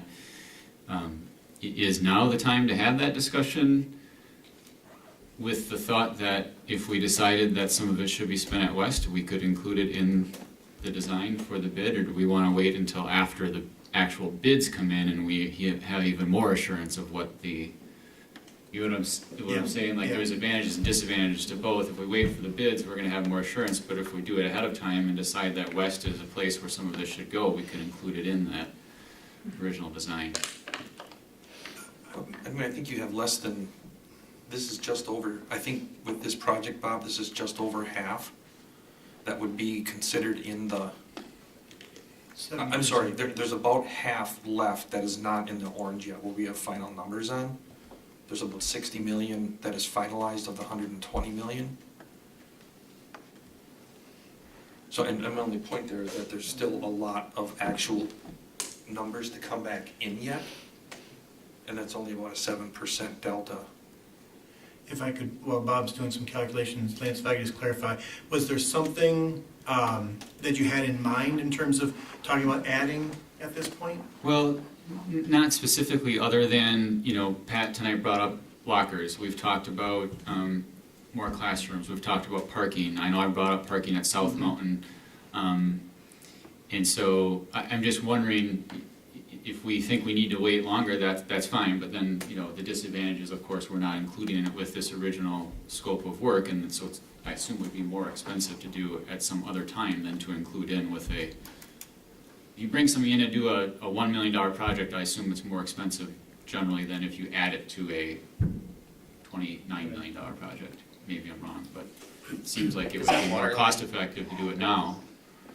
The one thing that was discussed in design meetings was about potentially adding the slanted parking on the school side in our fire lane across the front. And there was at one point brought up about the potential for the water main and sewer, right, to be, were we ultimately digging up the fire lane to tie in over by the field house where it goes to the road? Or did the guys solve that in a different way for the new plumbing that would be in the front offices? Consider that, because they had the lateral coming all the way across the front of the building, and he was gonna consider if they could go straight out from the office, right? Yeah, so that's a detail that we're working through right now, so that wouldn't be a major change to the scope, but we did talk about the front parking, which we do need time to design that through, but if we have the ability to move forward with that, we can probably get something out and designed probably in the next 2 months or so. There's just a longer timeline to that than, and we can structure it in a way that if it's a separate bid package, that it can factor in nicely with the rest of it, or, come up with a plan and a strategy to get that front parking in. It did change a few times where, we were into the east grassy area with some, setback limitations based on the city requirements. And then we did talk about having a drive aisle, pretty much taking up most of the grass in the front. It did change a little bit. We did have a nice discussion with the bus company to make sure that the traffic flow doesn't interfere with the busing.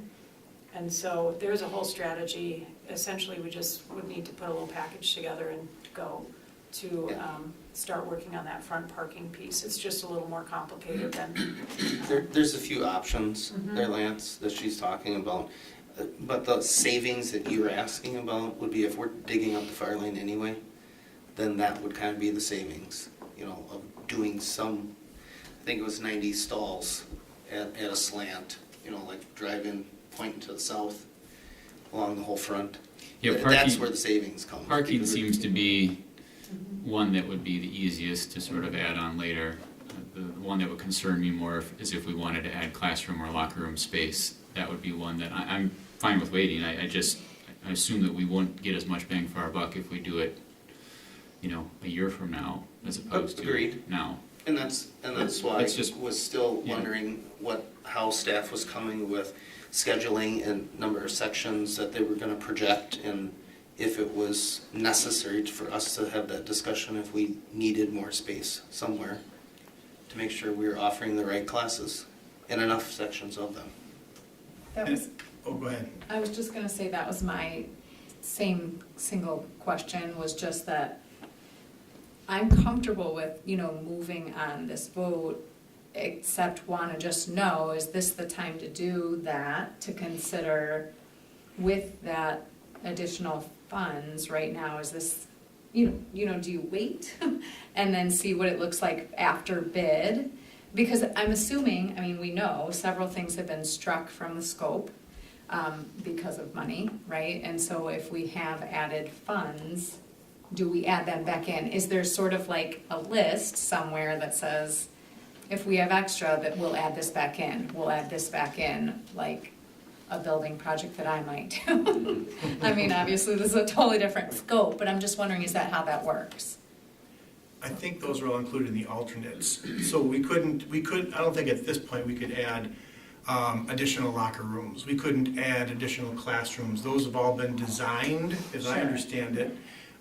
This whole thing was designed as it is, and to add anything else would require a redesign, at least in portions. Am I getting that right? Yes and no, because we were trying to make sure that we left the door open. So I guess if you were to add the second and third floors to the front office, that would require some redesign. the biggest thing is it just takes time. You know, we have to go through, you know, the design cycle to understand, like with those 12 classrooms, what those classrooms want to be used for. And if they're specialty classrooms, say they're all art rooms or science rooms versus regular ed classrooms, the sizing might change. So the biggest thing is we would probably take a step back and look at it a little bit, but we also don't want to delay this current project because, you know, time is money on that side with construction as well. So what we're trying to do, and we're thinking about this with the parking, is to make sure that there's a clean barrier or clean line between what we're sending out to bid and receiving that additional space. So if we're looking at more locker rooms or, you know, like the athletic area, we didn't talk about that, but we did talk about maybe adding a second floor. That one actually would require redesign to add a floor above the fitness room because structurally it just, you know, needs some changes to receive that. But what we could do is start seeing, you know, if you have a scope of work or, you know, what, like an idea of your programming of what that space wants to be, we can start trying to put the pieces together with the existing project. But even if we assumed we had the whole $4.2 million, we couldn't add second story to that section anyway for that, right? Weren't we saying it was gonna be 10 for 2 stories? You're right, that's So, correct. so we couldn't do that anyway. And I think we need to consider any of these items in totality with other areas of the district. Right. Like you said. Right. Parking at something, there should be a list, here's the options, or here's the noted needs, and then we should be prioritizing those. Yeah, I agree. Well, and this is a good time to be discussing it because of the fact that your biggest costs come in change requests. We start getting into the point when things have been done and now you get into the change requests. I've seen buildings, budgets get blown up because of the change requests. So I think ideas need to be there. And I hope you've been talking about all of that too. Yeah, and part of it is we're trying to be very careful, like when we were talking about the foods lab, of keeping the door open for possibilities. And so that's why it moved around a few times, is because we tried to make sure that opportunity stayed. And so I guess what would help us, or I'm just looking at it from a design perspective, is, I mean, the overly simplistic view of this is where on the site it would go. Because then we can build more boundaries between the existing bid package that's about to go out. And if there's other additions coming in, we can help make sure that those pieces fit together better. And we're not, what we don't want to get into is rework, you know, taking something out that we just put in, to maybe look in the future and have it, and I'm just imagining, you know, right, how that would go, is to try to make sure that, you know, again, the impact of moving forward is limited to what we're already doing. And so that, you know, as we scope it out, we can brainstorm how that might work. It sounds like any, extra expense for doing it later would maybe be offset by the extra expense of delaying it now anyway. If we think about, if we took time to delay this and didn't go forward now in terms of inflation and everything else, that maybe it wouldn't end up saving us anything anyway. Just answering Pat's question from before, if we remove West from all of what's been bid already, we're at about 47% of the projects, but if we include West, we're at 71%. So if we get that number for West, you know, 70% home with all the bids that have to take place, and you still have $4.2 million left of essentially contingency in the name of interest. So, But you're I think assuming the that's where bids come back spot on to the design budget. Yep, yep, So, yep. The only thing that really matters at this point is if you're gonna add another floor of 6 classrooms or 2 floors and 12 classrooms. Which we couldn't do with Because all this the other, anyway. right, Yeah, okay. all the other stuff, if it's parking or moving anything else around, it's not that big a deal. Well, what about Okay. though, Comparison. actually making those stations for commercial kitchen with some of that added funding or whatever in the space that it sounds like you've already kind of reserved for dedicated, you know, use in that way? So that would be another way that that could be used, right? And it could wouldn't have to change what we're doing here because that's already accounted for, it sounds like. If we Right, wanted like- to do that with the extra funds.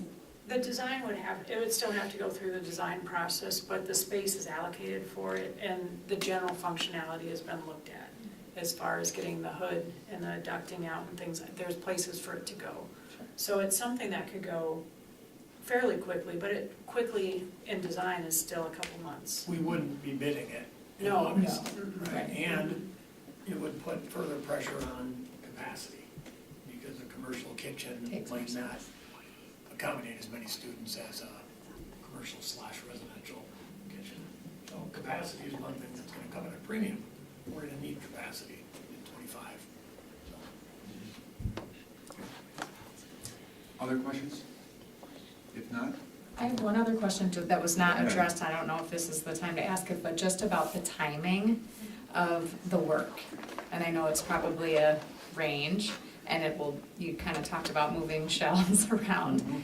Do you have a little bit of a plan for this area will be happening at this time, and what does that look like? Yeah, so I don't know if Nick is still here, but Nick and his team has put a construction schedule together. Okay. That goes through how his team is gonna be moving through the building, and we can provide that, or at least some bullet points to show you how that's gonna happen. And I don't know if, I don't know if this one's still accurate, because we've reworked this a few no, times. well, and we're pretty close to having a very detailed how we're moving through the building, so.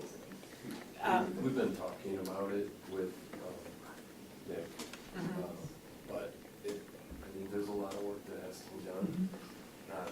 The summer isn't long enough to do it all in the summers, so it's going to be, it'll be an interesting couple of years, but certainly worth it when we're done. And everybody knows it's gonna be, we're gonna be met with some inconvenience.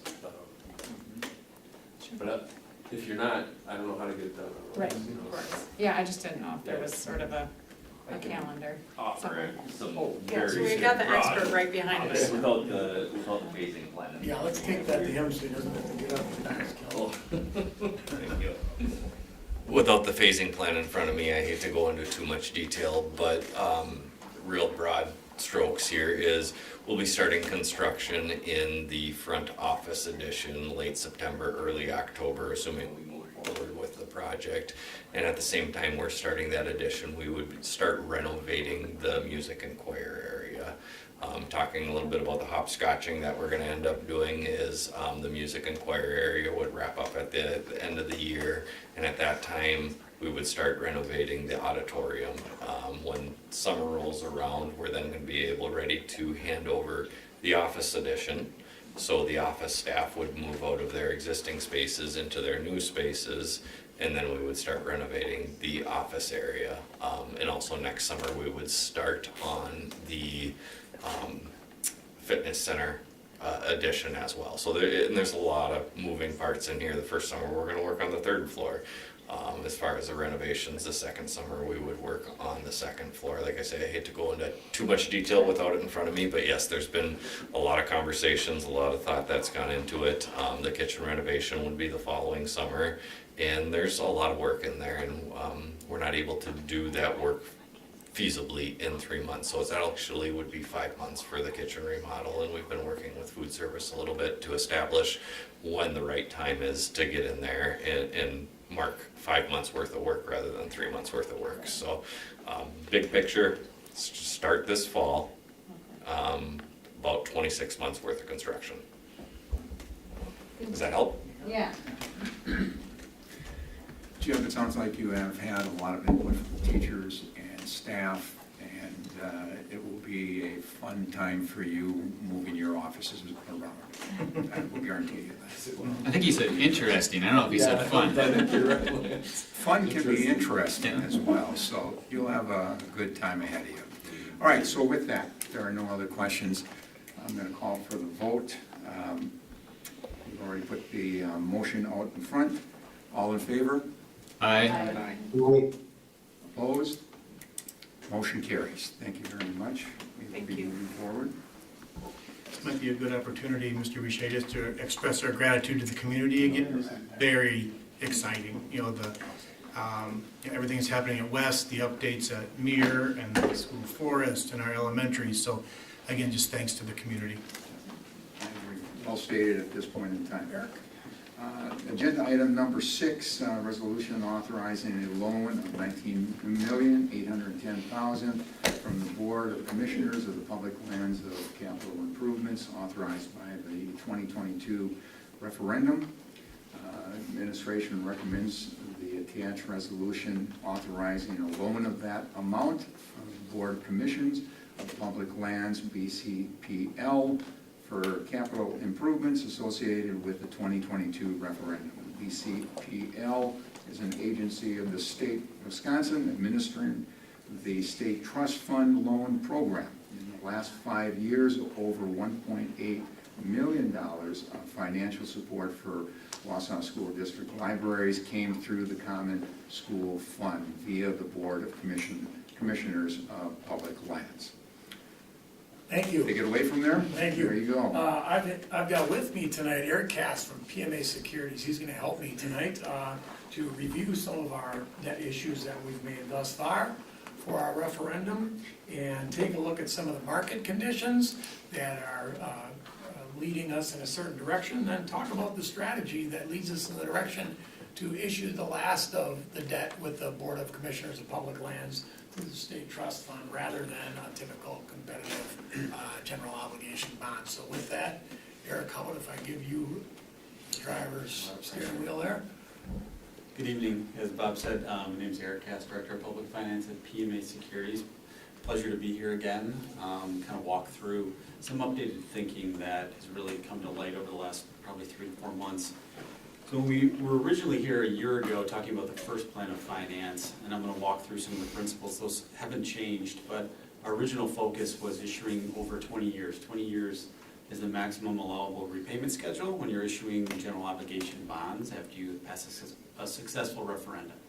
Over the last 3 to 4 months, looking at the levy that was put in place for referendum debt, a little over 16 million, Bob started to push us in terms of how we could navigate 2 key principles that hopefully come to light with this strategy. Number 1 was living within the means that were promised to the community. So prior to the referendum and through the discussions, there was a tax target related to that, and that was a key principle that we were looking at.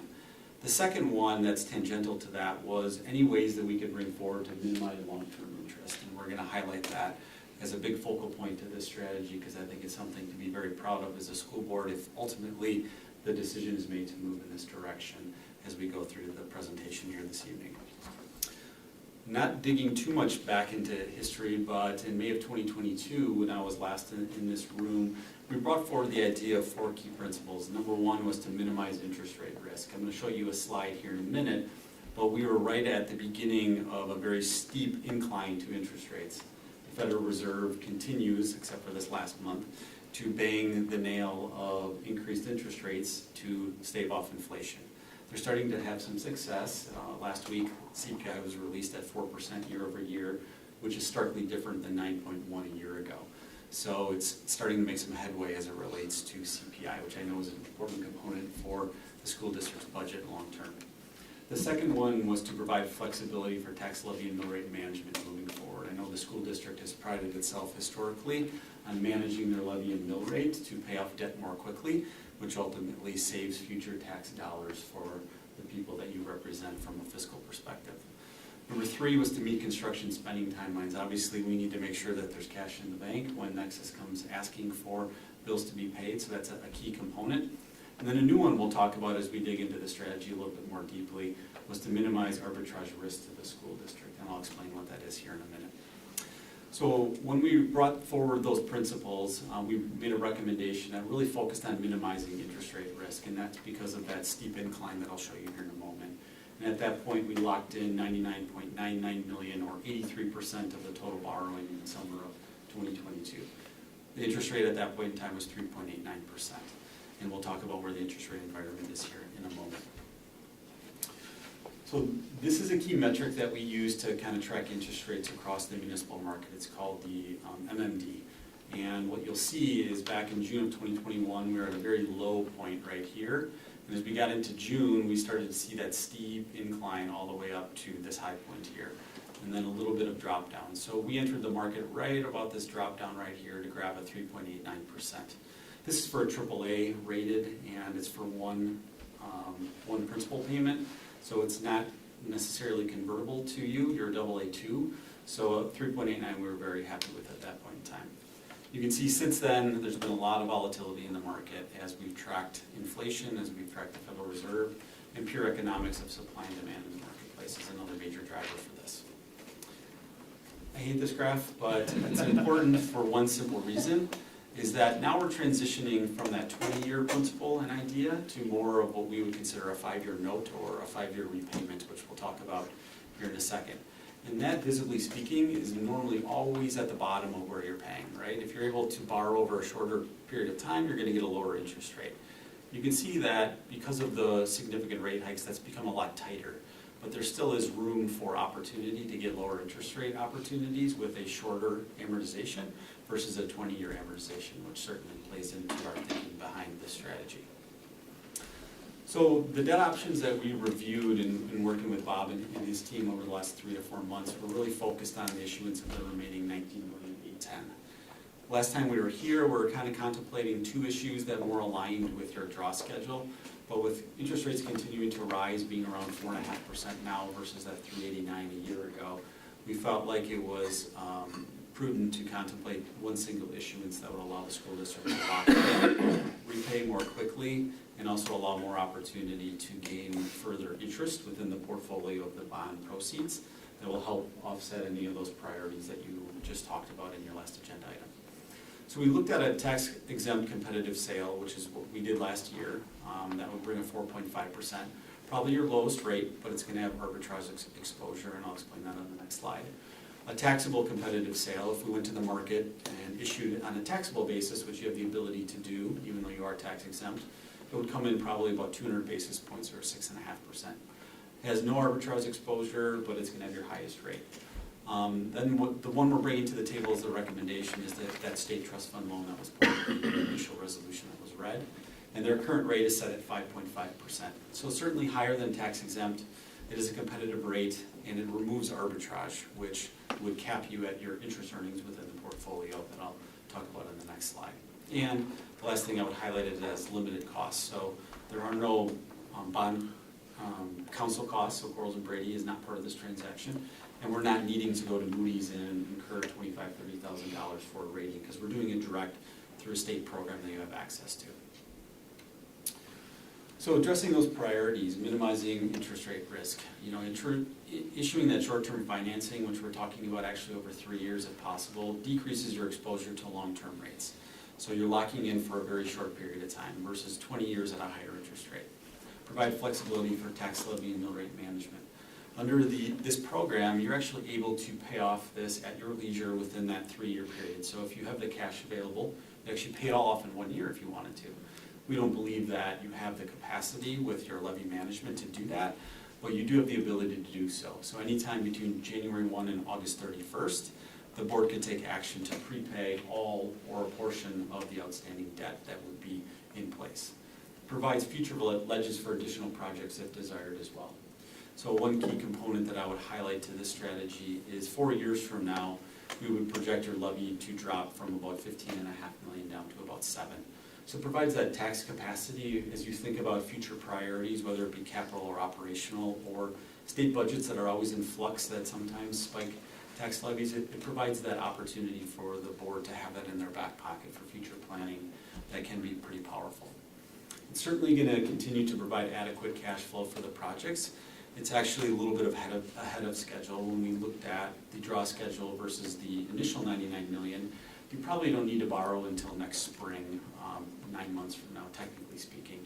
But again, with rising interest rates and providing opportunity to gain more interest to bring some of those priorities back into the conversation to better your schools, which I know is important, was our thinking behind doing it now versus waiting until the draw schedule would require that to happen.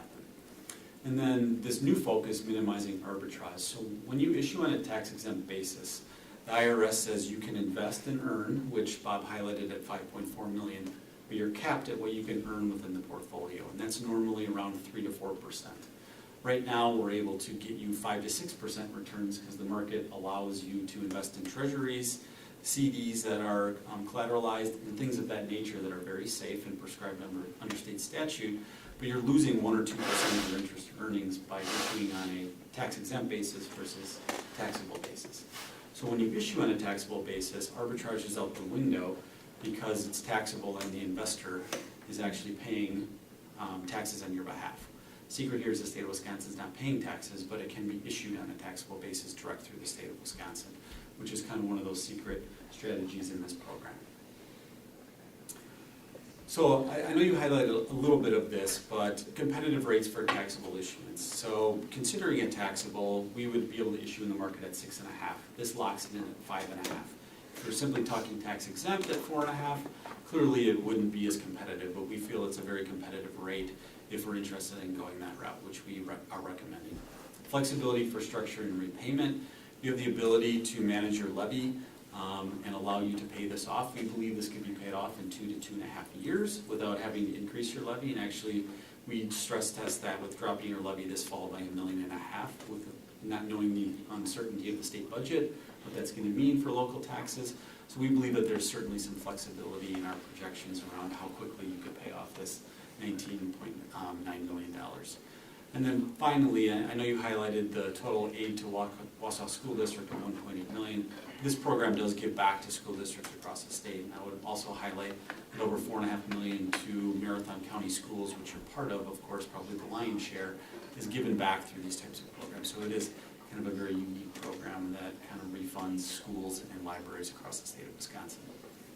The last thing that I just wanted to talk about is when we compared the initial $20 million, it's important to understand the gravity of the savings as it relates to interest.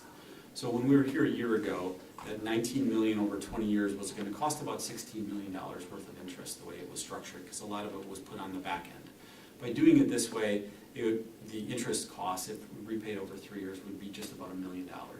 So there's roughly $15 million of actual real savings to taxpayers over the next 20 years by issuing it this way versus issuing it over a 20-year period. So I think it's very fiscally prudent to at least consider taking action on this here this evening. And then again, it allows you to build that ledge in the future, dropping from about $15.5 million to $7 million to provide for future opportunities for different priorities or continuing to pay off debt more quickly, whatever the landscape looks like 4 years from now. So with that, I'd be happy to answer any questions that you may have. And furthermore, the ledge that Eric mentions is flexible in amount and flexible in the time that it would occur. You have flexibility if you want to apply the ledge and go to another referendum in 2 years, 3 years, 4 years, 5 years, and the amount by which you create that ledge is also flexible. This allows us to do that. Questions? We'll open up to questions first.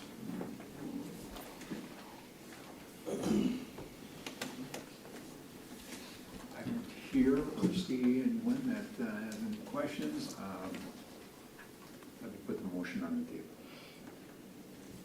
I'm seeking a motion to recommend to the full board to authorize a state trust fund loan from the Board of Commissioners of Public Lands in the amount of $19,810,000 to fund capital improvements approved by the April 2022 referendum through the approval of the presented resolution labeled as Exhibit 1. So moved. Second. Any questions? Not? All in favor? Aye. Opposed? Motion carries. Thank you very much. Mr. President, also later on tonight, under the full board, we'll be taking action on this. Correct. And we'll have a roll call vote on that at that time. Great, thank you. Thank you very much. Thanks, Eric. Agenda item number 7, restructuring update, possible rebranding of high school. Administration will propose a process to get feedback on possible rebranding of the high school. Yeah, thank you very much. So at our last meeting, there's a lot of conversation about colors, a lot of conversation about mascots, and we had again, in a topic like this, a wide variety of opinions. So if you want to advance the next slide, Cassie, this is what I think I may have heard at the last meeting. There's an interest in the senior and junior high schools having a common theme, There's an interest in having these schools, I think, rebranded to the greatest extent possible by the time they open in the fall of '25, and also an interest in completely, and that can mean a lot of things, so that's why it's in quotes, rebrand the two schools. So I was kind of working in that context. I also know that there's an interest in possibly leaving things just as they are. So if you advance, Cassie, I'll tell you this is what we've done so far and where we're looking for some direction now. So we have been working with a local designer. We met with them a couple of times just to do some brainstorming. You're going to see some of their work later today. I didn't upload it because we know images are really powerful. We didn't want to present things without any context. So we've got some work from a local designer. If the board wants to continue in the way we're proposing, we would create focus groups of students and parents and community members and one of staff. We've got some lists generated. We haven't contacted anybody yet. We could work with those focus groups in July, bring that feedback back to the board. At the same time, we're creating a list of all of the items that could or would need to be changed in order to quote unquote rebrand, right? It could be anything from colors down to literally floors and lockers and everything, and we can get some estimated costs on those. We could, as Sharon mentioned earlier, we could have a plan ready to go by the end of the summer. And then if the board approves any changes to names, mascots, colors, our local designer is excited to work with some of our students. That idea was mentioned last time. So we could have kids working on the designs and he could kind of coach them up, which again is consistent with one of our models in terms of prepping kids for life after high school, right? Get them a professional mentor in a career area that they're interested in. So options. The fastest and least expensive option is leave everything the same, right? It would be the Wausau West Warriors and the Wausau East Lumberjacks. Colors and mascots could be left the same. There's also been a conversation about a merger of the couple of themes. That Warjacks idea has some supporters. There is conversation about local history, deep, rich history in the Wausau area. McIndoe is the father of Wausau, if somebody wanted to incorporate something like that. Again, back in the early 1900s, Cassie was doing some research. Tabitha and I went to the Historical Society to do some research there too. We used to be the Cardinals way back in the early 1900s. Quick little interesting tidbit. At one point, we were both the Cardinals and the Lumberjacks for the same team in the yearbook, so it was really interesting. Of course, Newman is currently the Cardinals, so that would be considered as well. Or something else. We've talked about the Wolf Pack. Big Bull Falls could be another option. So those are just some options that could be considered. Can I go to the next slide, Cassie? Oh, so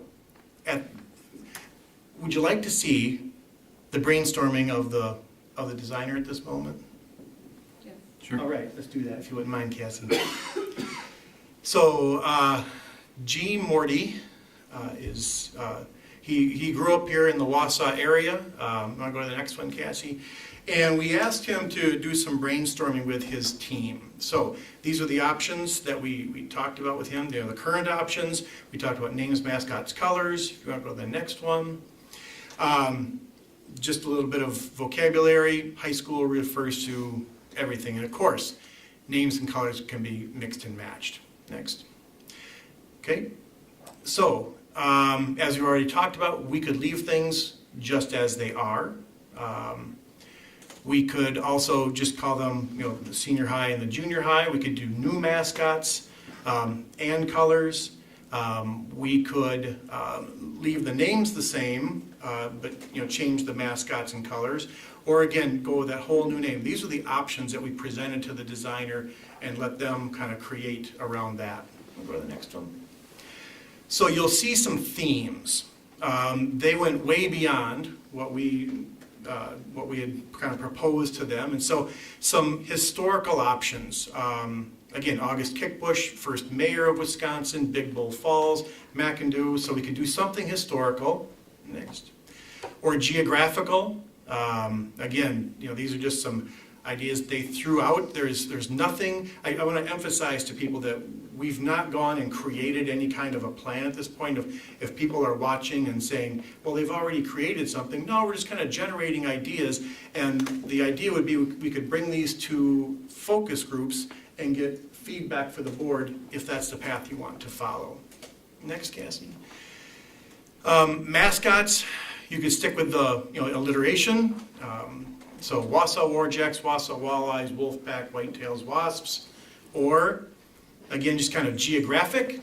If it was Big Bull Falls, the Bulls, the Rolling Rapids, anything in that area. Next. Color schemes, just kind of, did some work. We talked about, keeping the current colors or incorporating them and somehow merging them, that red and blue. And again, those obviously are color numbers.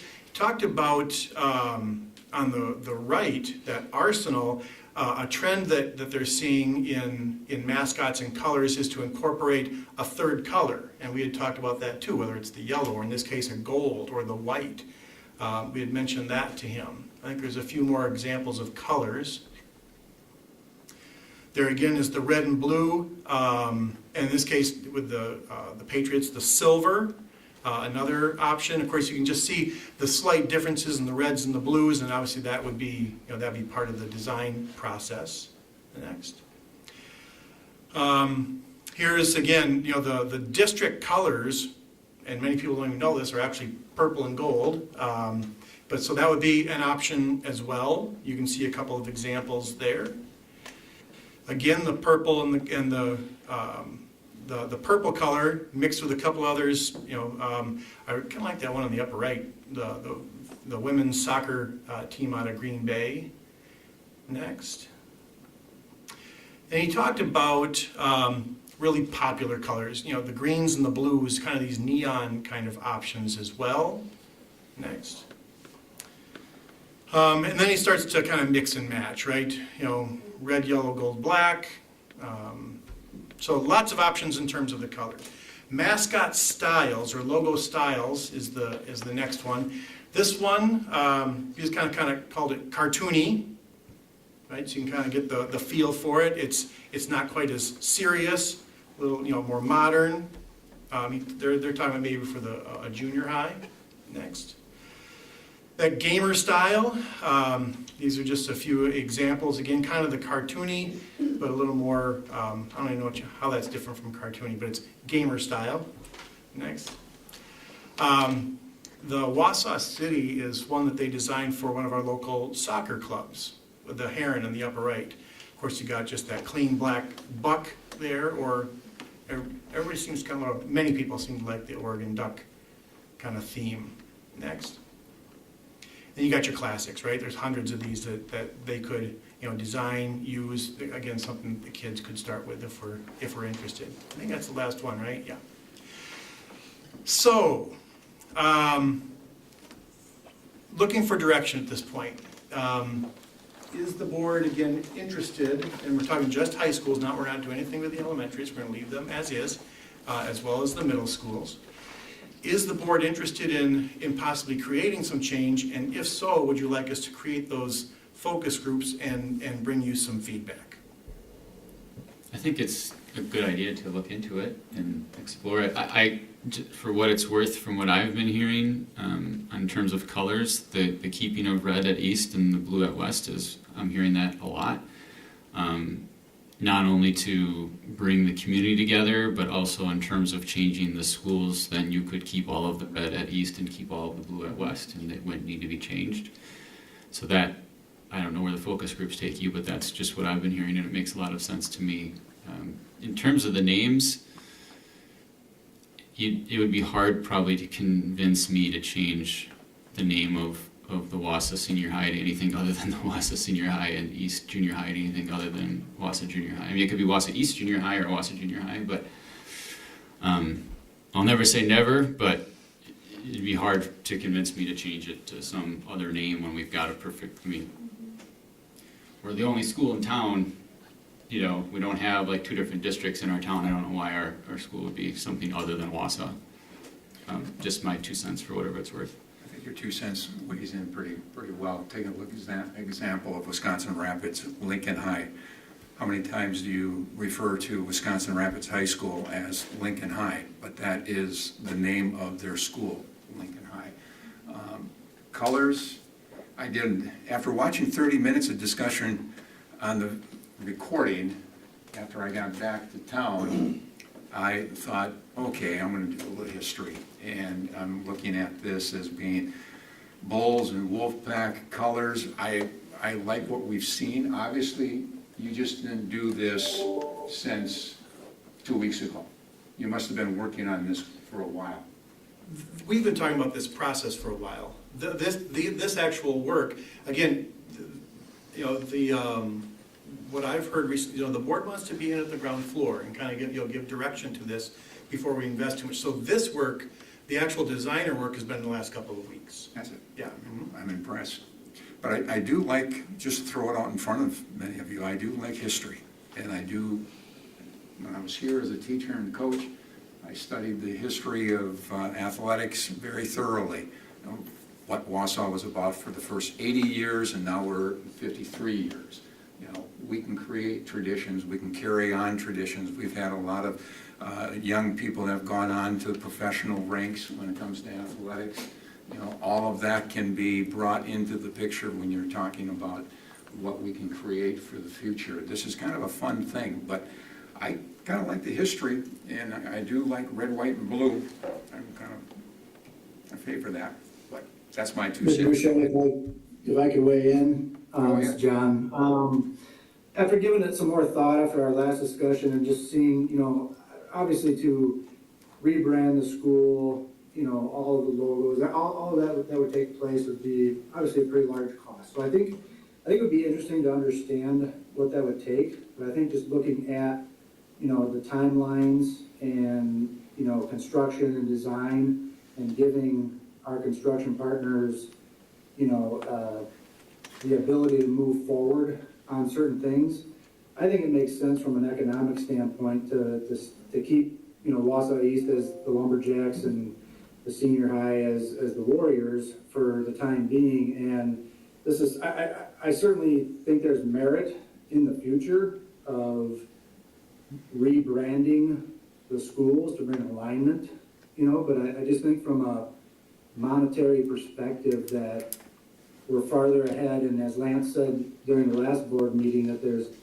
other things that we could spend our money on at this point in time that would benefit our students and staff educationally, that is a far better use of that funding. And then maybe at a later date or post restructuring, you know, if the community has an appetite for, you know, either a referendum that would help with rebranding, or maybe someone steps up to the plate to help, you know, donate privately, you know, we could consider those options at that time. But that's kind of, after giving it some more thought after the last board meeting, you know, just making the best use of our funds. And so I think there's still merit in a little bit of an investigation. I don't think it needs to be, you know, front and center at this point in time, but understanding what a rebranding project and ultimately estimated cost would be, I think that's certainly something to have at our disposal, you know, for future discussion. Thank you. And John, this is Pat, I don't disagree with you. I just, having been on the board a while, my gut tells me that whatever's decided now is gonna be the way it is for the next 50 years. So, we better like it. Nicely put. It is kind of like an oil tanker, you know, it takes a while to turn around. Yeah. It only took 17 years from now. We're not a speedboat. It's the tanker. Yeah. Other comments? Yeah, I think you should not worry about it right now. I've also heard a bunch about the red and the blue and maybe adding white. Okay, and that's a common theme from the parents that, you know, I interact with. But if this cost comes in, as maybe was suggested 2 weeks ago, you know, if it's $1 million for just one building, you know, they're not interested in spending that. It would be a done over time kind of thing. And, you know, the next presentation about academic achievement is way higher on my list, that we need to support our students and get them at a better place than worrying about colors. Now we're putting the correct A first, academics. Other comment? I definitely am interested in what the community thinks, but I also agree with keeping the colors and the names for now, because I think there are more important things that we have to worry about with the money that we have right now. But that's just how I feel. I am definitely interested in what the community thinks and how they feel, but I also want to know if they feel that it is important for us to do that now and use the money that we have for that instead of other things that I feel are more important, like maybe adding parking to West, and like the academics is more important to me as a parent than what the colors my son is going to be wearing. But that's just my thought. Jennifer? I agree. And I'll clarify too, hearing the combination of red and blue that I've said that I support it from the standpoint of something like, so if we're adding something new to West, make it blue, don't make it gold. Like, I don't think that we should just suddenly go in right now and spend a bunch of money to take all gold out of West and add red. More like, hey, if we're putting in new lockers, let's keep with our blue theme here, and same kind of thing at East. So we slowly do it over time, because I agree with what everybody else has said. If we ever get to a point of actually wanting to go to a full rebrand, I think, same as I said at the last meeting, I think it needs to be private fundraising to do. I don't think I would go to a referendum to do it. I think it needs to be private fundraising. If there isn't enough support from the community, privately, from alumni, and to pay for it, then it doesn't change. So what would you ask us to give you direction on to move Well, forward? so I'm hearing an interest in keeping the blue and the red. I'm also hearing an interest in getting community feedback. What feedback, if we're keeping the colors the same, it sounds like we might be keeping the names the same or close. What feedback, what questions would you like us to get answered? I think you said you were coming up with a list of items Mm-hmm. to give us an idea of cost.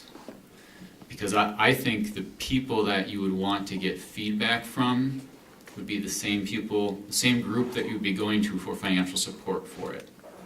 So as opposed to like a community-wide survey of people that don't really care and they're not going to pay for it either way, I think if at some point we want to get feedback on it, it would be from the group of people that you think would be most interested in fundraising for it. And it would be good to have an idea of what that list would be going into that. But I think what I'm hearing from everybody else is it's not something that we think is urgent, that needs to be addressed right now. And I don't disagree with that.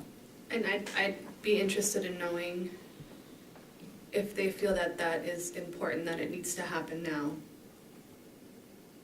Like if they want to see that happening now with the high school, the rebranding. Okay.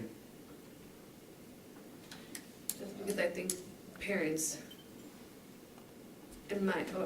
I'll speak for myself, that's not on the front burner. And what I'm thinking about with everything going on is the restructuring of our schools. I'm really not worried about the colors.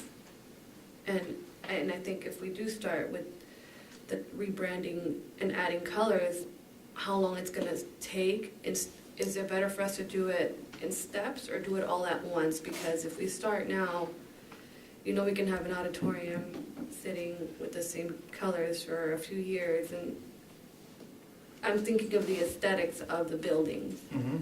and how it's gonna look if we do it in steps instead of all at once when we have the money available, whether it be through private funding or donations. So unless I'm missing the mark though, I haven't heard any specific feedback that would be needed from the community. If we are giving a general nod that red will continue at east, blue would continue at west, so we can tell the design folks that much. Anything in the future would have to be obviously considered economically as well as design-wise, but that it's an entirely separate Right. discussion.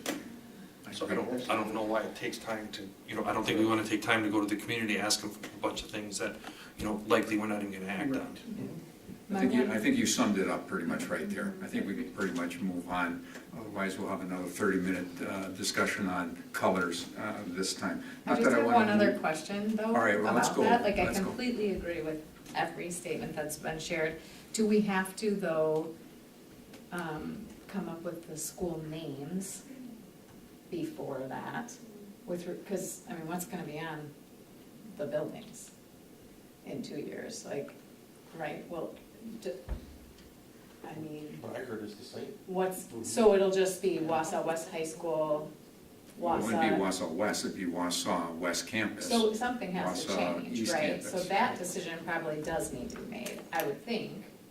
In terms of Because signage in and terms of sign names, signage, school names. in terms of diplomas, in terms of, Mhm. right? So Yeah. that probably does, I completely agree with, from a rebranding and I also agree with your statement about it would be really hard to convince me personally as well to do anything other than Wausau as well, but, that's just my opinion and, it doesn't matter from a Pretty soon, we're gonna brand. have 5 of us here that have that opinion, then it does matter. But that, I think that decision I would think does need to be made, right?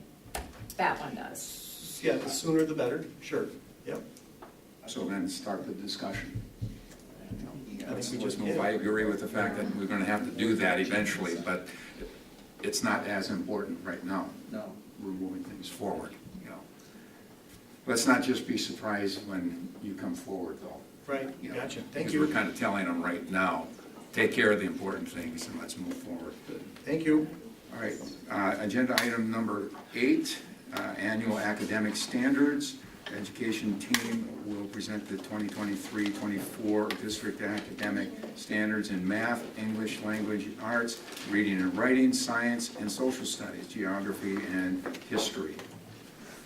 Obviously directed by the DPI and things that we need to take care of. Hi, everybody. The academic standards really have not changed significantly since last year, but we always ask each year just for you to confirm that you want to continue with the Wisconsin's state standards. Most recent updates were math and English, but again, those were in 2020 and 2021, so it's something you did not see last year.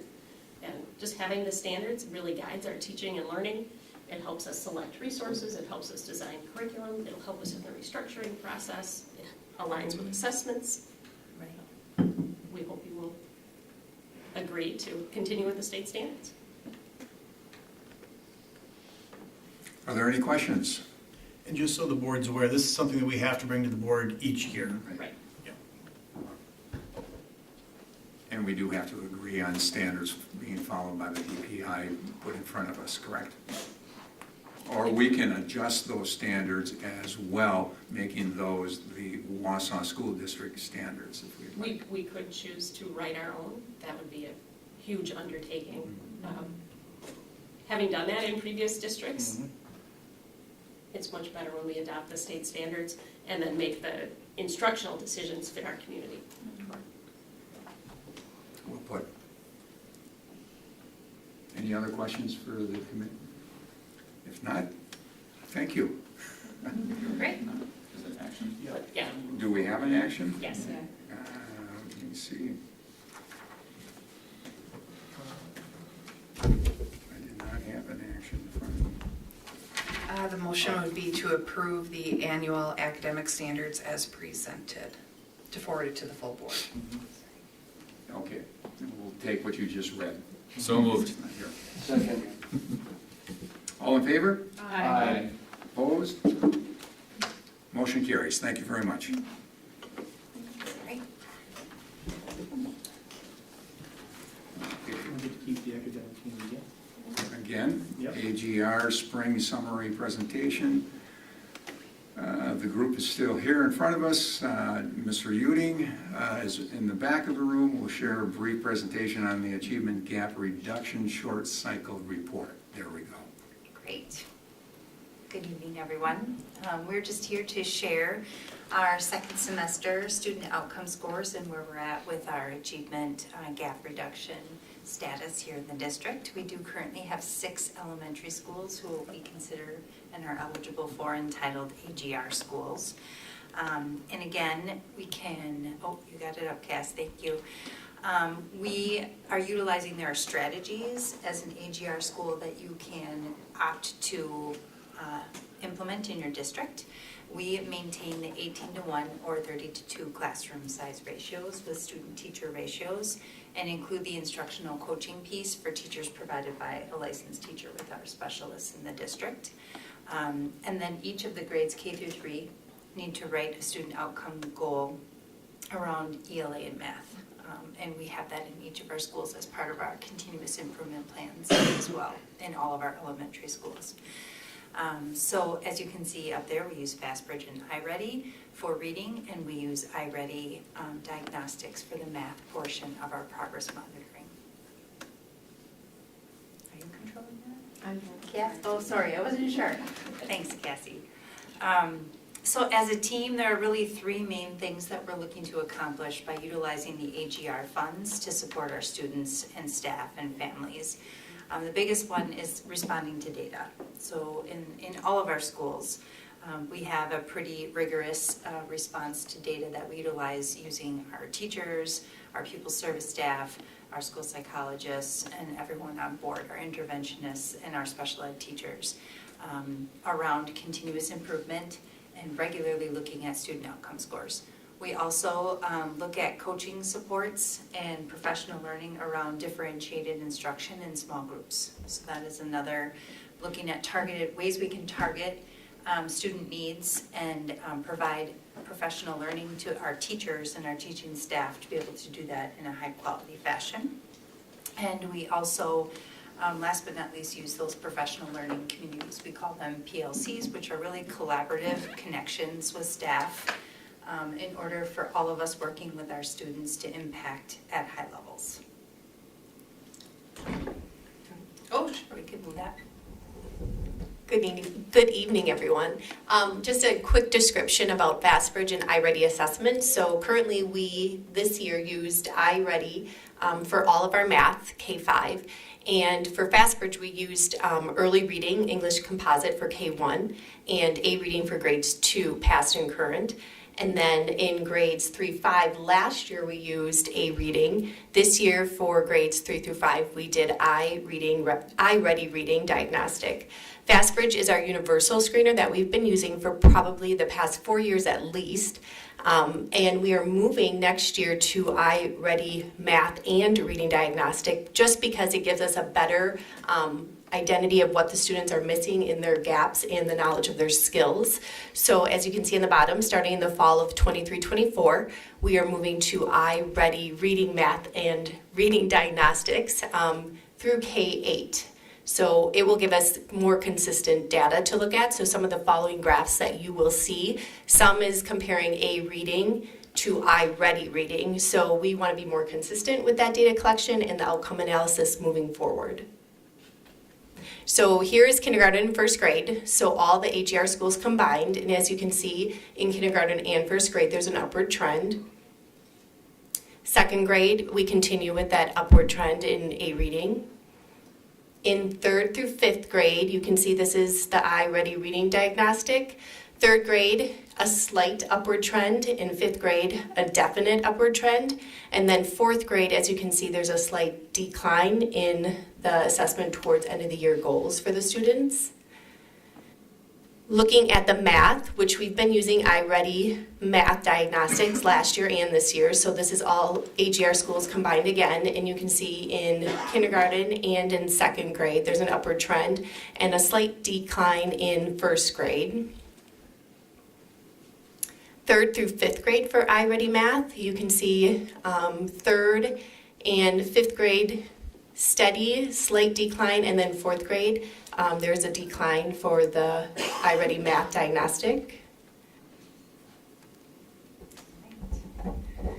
And in looking at those last couple of slides where you see pointing out that fourth grade has a decline in both reading and math, that is something we're seeing that's kind of that COVID class, that first grade class, which is one element that we're looking at, where there was some missed time in school, at least in person time in school with kids, and that is a statewide trend. We are seeing that everywhere. That fourth grade is just kind of an anomaly, and we're doing deep dives. We're looking into, we do see increases in both of those cohorts, the 21-22 and 22-23 from winter to spring, and in cases from fall to spring.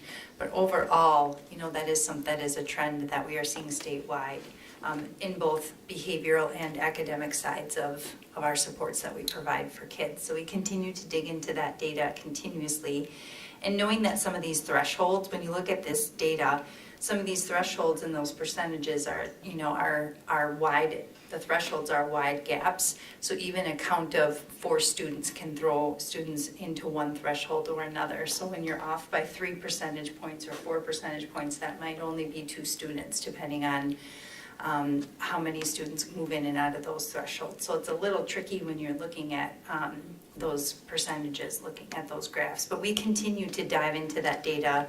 That's one of what we want to do, and how we want to use the impact of the power of our professionals working with kids, is that digging into the data, looking at the kinds of supports we're providing, continually looking at scheduling and how we can co-plan and co-serve for kids, and all those kinds of things are part of our continuous improvement that you'll see in all of our school improvement plans, is how do we use the data and what are we doing about it. A question on the fourth grade, because we always call this our AGR report, but only K3 is AGR. Right. And so is it a role, do you think, that those fourth grade kids suddenly are no longer getting the AGR protected class sizes? Because it's the same kids from the year before, but instead of having 16 kids in their class, now they've got 26 kids in their class. Is that a factor, you think? Well, if you look at all the research about what happens to students beyond, if you read the AGR state reports that come out, that certainly is an element to be considered.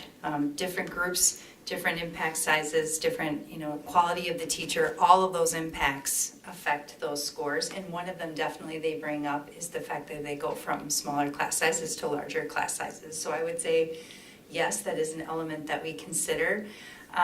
But it's also, I think we try to dig more into how do we build our teachers' capacity to meet the needs of those kids then when they go into a slightly larger class size. The research around class size is wavers a little bit on the significant impact that class size has on student achievement if you read the AGR reports. So that is something that we try to dig deeper and say that certainly might be an element, but there also might be things that we can be doing differently and that have higher impact with targeted instruction and strategy groups and things with students, ways that we provide services to students with our multilingual learners and our special education learners and our Title I students. Are there ways that we can be changing instruction, changing what we do to have a greater impact? But absolutely, that's one of the things that they look at is, does the class size get higher and does that impact a teacher's ability to address each of those Or not needs? only addressing what you can do with an instruction, but also considering whether you need to come to us and ask us for additional resources to help those classes. Because I've always just thought it was just off that we take our kids that we know need the most assistance and we protect them with the AGR classes for 3 years, and then we just snap our fingers in fourth grade. And I know some of the schools have some extra title support too, but Sure. There may be something that we need to do to help ease that transition, not only for those students, but for the teacher in that classroom. Right, what are those things? Right, what are the barriers to getting the highest percentage possible of our students that don't fall into bilingual English second language and in special ed kids, and what's the percentage of those kids? I mean, I see 66%, I see 76%, right, in our kindergartners for Jefferson, right? That isn't terrible, but why don't we have any 80s or 90s? So you teachable moment for me, right? Sure. So how many kids, you know, of our student population won't let us get to 90, you know, is there, maybe we can only get to 88 because those students just won't, you know, ever get to there like most of our kids will. And that's just, but what are the barriers that are standing in our way to make up? Because that's what Lance is asking. Sure. We talked about back in February. Do you need more interventionists? What do you need? Yeah. Well, we have this great academic workshop coming up that we've been preparing for that honestly might answer some of those questions. And I say that facetiously, but I truly mean we go into a deep dive of all the things that we're currently doing to respond to student needs and things we're continuing to try and dig into more and enhance, because the elements, you know, Lee, that's a great question, are everything from academic lagging skills to pro-social behavior and you know, special education, mental health kinds of elements. So that the gamut's really large, and drilling in and finding exactly the one thing that will do that, it probably isn't in isolation. It's a lot of things that we could continue to do, so. Could I, you know, as Mrs. Shell is saying, we were scheduled to have that academic workshop, and it takes about an hour. That's what we kind of planned on, and the answers are complex, but they're also really, really important. As I'm listening to your questions and as I'm listening to you talk about this, I wonder if the board would be interested in, on that July 10th meeting, we actually incorporate the workshop right into the meeting. You know, we've got so much going on right now, we keep running out of time. Like I said, it would extend the meeting by about an hour. You know, the board meetings tend to be shorter than committee meetings. We're taking more action than discussion. Is that something the board would be interested in entertaining? I would be interested if there is no closed meeting at that July 10th. I can't Yeah, guarantee that. Yeah, so if there is a closed meeting, then my attention span might not be where I want it to be by the time that they're ready to present. It would be first. Okay, It would be during the meeting. okay. Yeah. I think it just depends on what else is all on Yeah, the on agenda. the agenda. And most of what's on there was what was on tonight. That's why I'm just, you know, as I'm looking at, you know, we'll have to take a vote on the West design, we'll have to take a vote on actually we're doing the borrowing tonight, we're doing wage increases tonight after this meeting. Academic standards. Academic standards.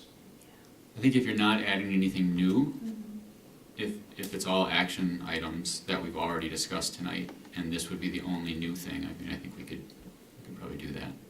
You're open to the idea? Yes, Absolutely. I second that. Okay. If we Then don't have anything. Let's see how things develop, and then Mr. Boucher and I can talk about that agenda as it gets closer.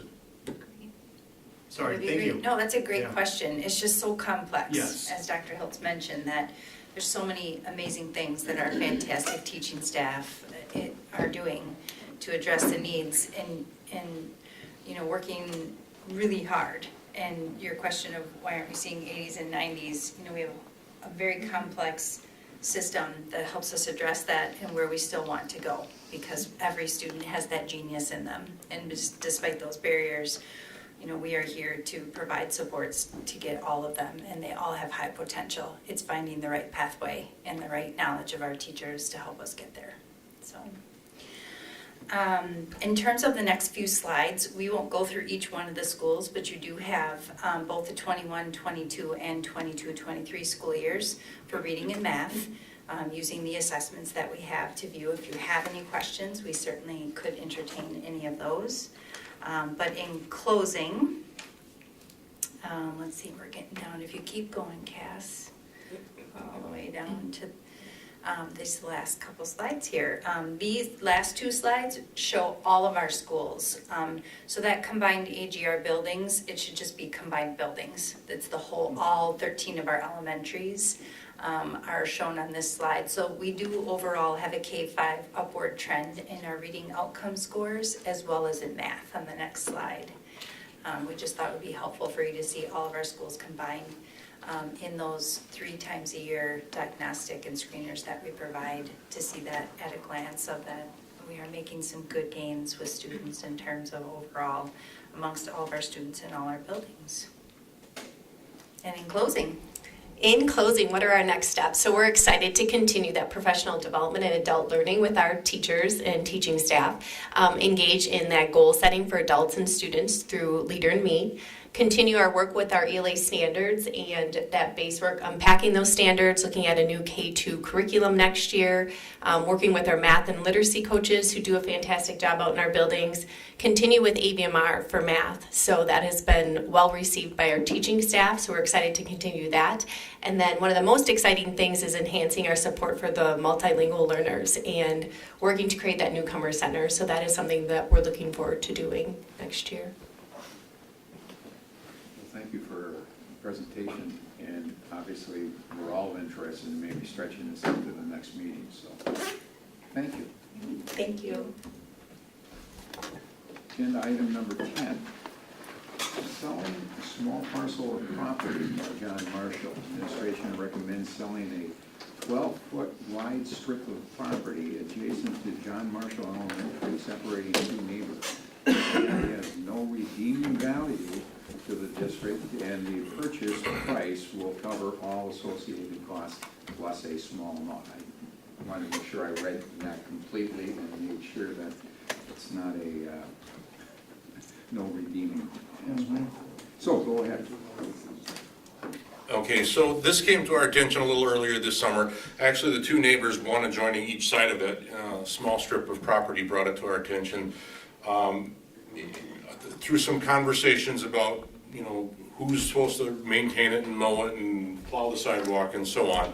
And as a result of those conversations, they came to us and offered to each split it. The 6 feet would go to one neighbor and 6 feet to the other, so there's an equitable split.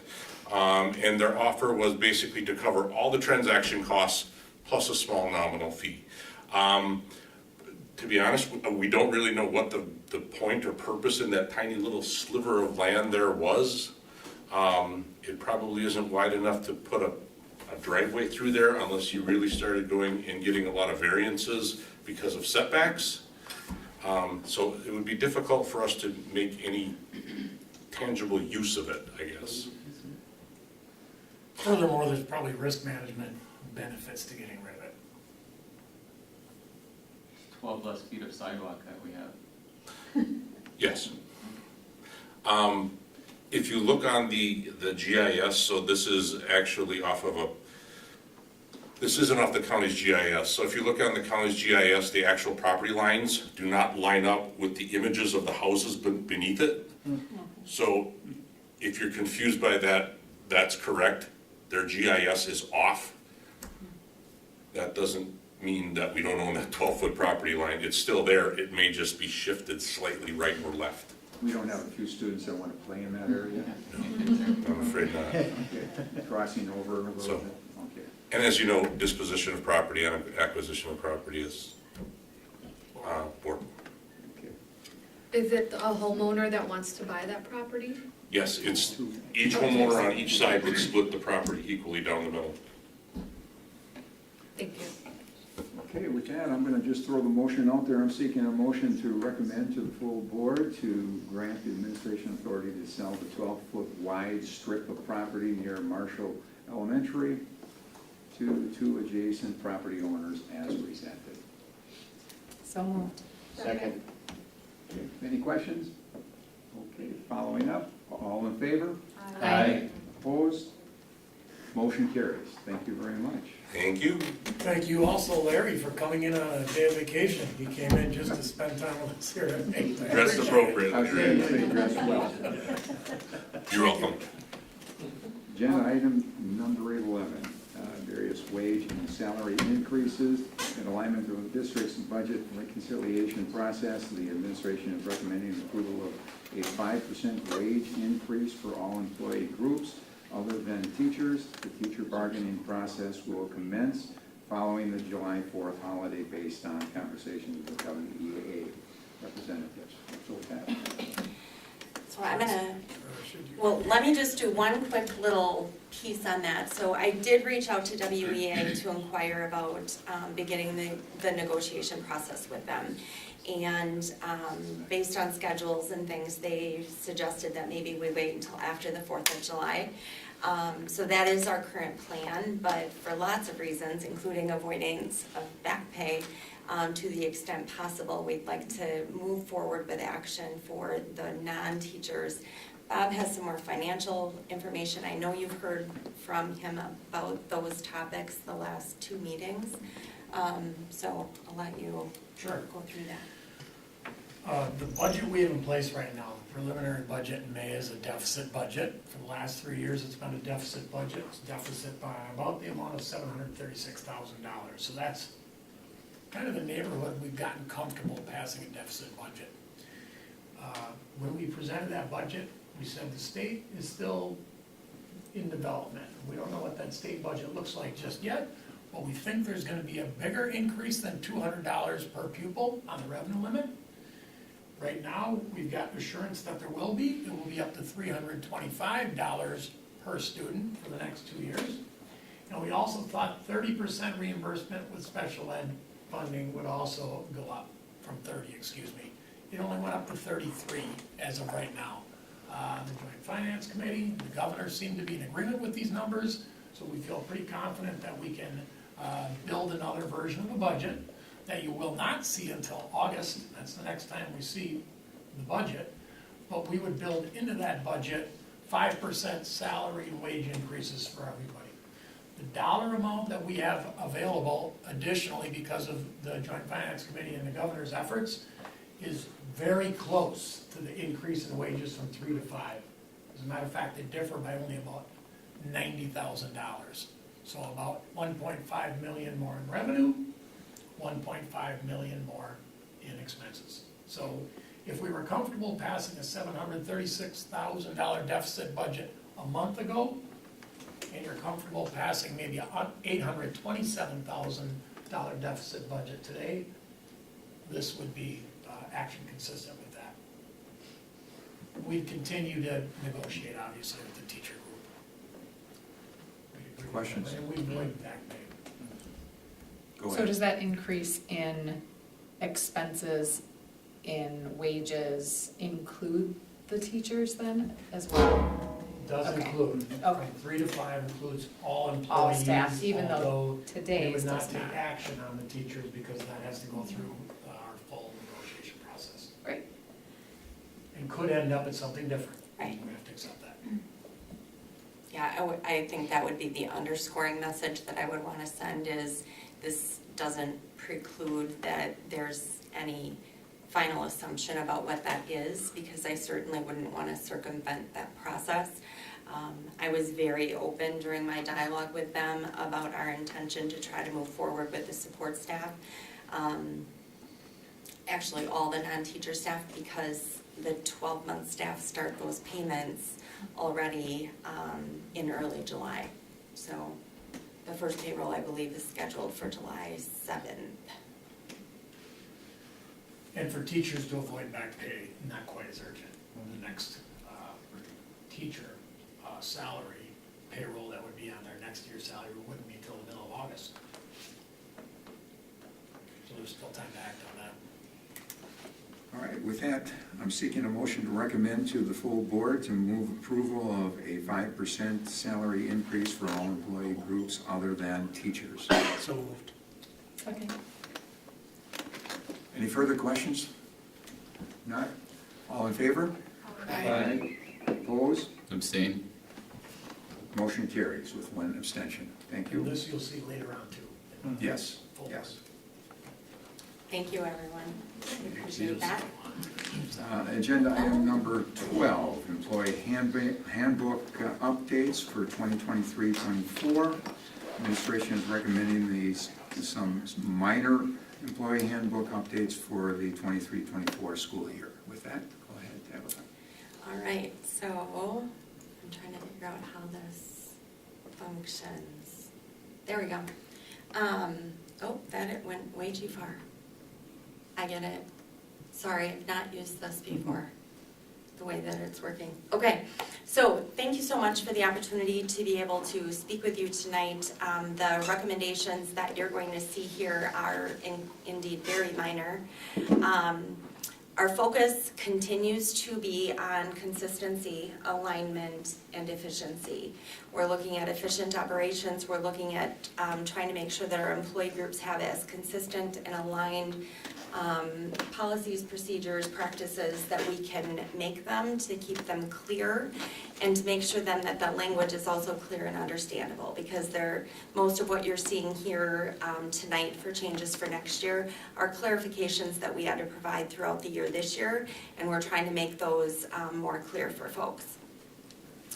The first category are those housekeeping updates. We have lots of areas through the handbook that have dates and titles and names and other kinds of information, just resource information, like the starting salaries for positions are in there. And obviously, based on the last action, when that all is put into motion, those items need to be updated. I consider those housekeeping items. They're just simply updating the who's and the where's and the why information.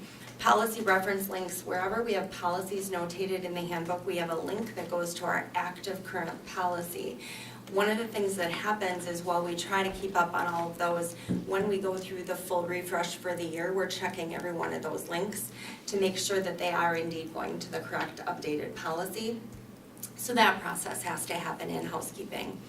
In terms of new language or clarification, jury duty language, independent learning days, and the technology password area were three areas that our current practice is not what's identified or it's lacking. So jury duty, there's no reference to letting human resources know that they've been selected for jury duty, and yet the current practice is someone in the HR team enters that into Skyward to make sure that we get things entered and notated correctly. So we're simply taking out the requirement that the employee enter it. They don't have access to the codes in the same way that we do anyway, and HR would go ahead and enter those things. Independent learning days are new, as you know, for the calendar for this next year. The main point that we're going to be adding is language that indicates that those are paid work days for our support staff. So that's the critical component. Details related to what that looks like and things are being worked out. Much of it has been determined, but there may be still some clarifications coming from the educational team as they work with teachers for implementation of those new days. And then technology password language, there's a whole couple of paragraphs about exactly how the passwords are to be determined. And the reality is that all changed in the past year. We all had to change our passwords to 15 or 16 characters now instead of the 8 that previously were mentioned. The makeup of the password has to be different now, so we need to update that information. And to keep it most flexible, our intention is to remove that language so that if we have security updates and things that need to happen, technology has the most flexibility to be able to do so. Vacation language, we have a practice that's available for all of our support staff that have vacation, that they can carry over up to 5 days of their vacation as long as it's used before the start of the new school year, which is essentially around September 1st. That language is mentioned in 2 of our employee groups and not in the others, even though they do have vacation components. And so we're looking to unify that and have that be the same everywhere. Sick leave language is similar. Sick leave language, what happens is we give those days up front.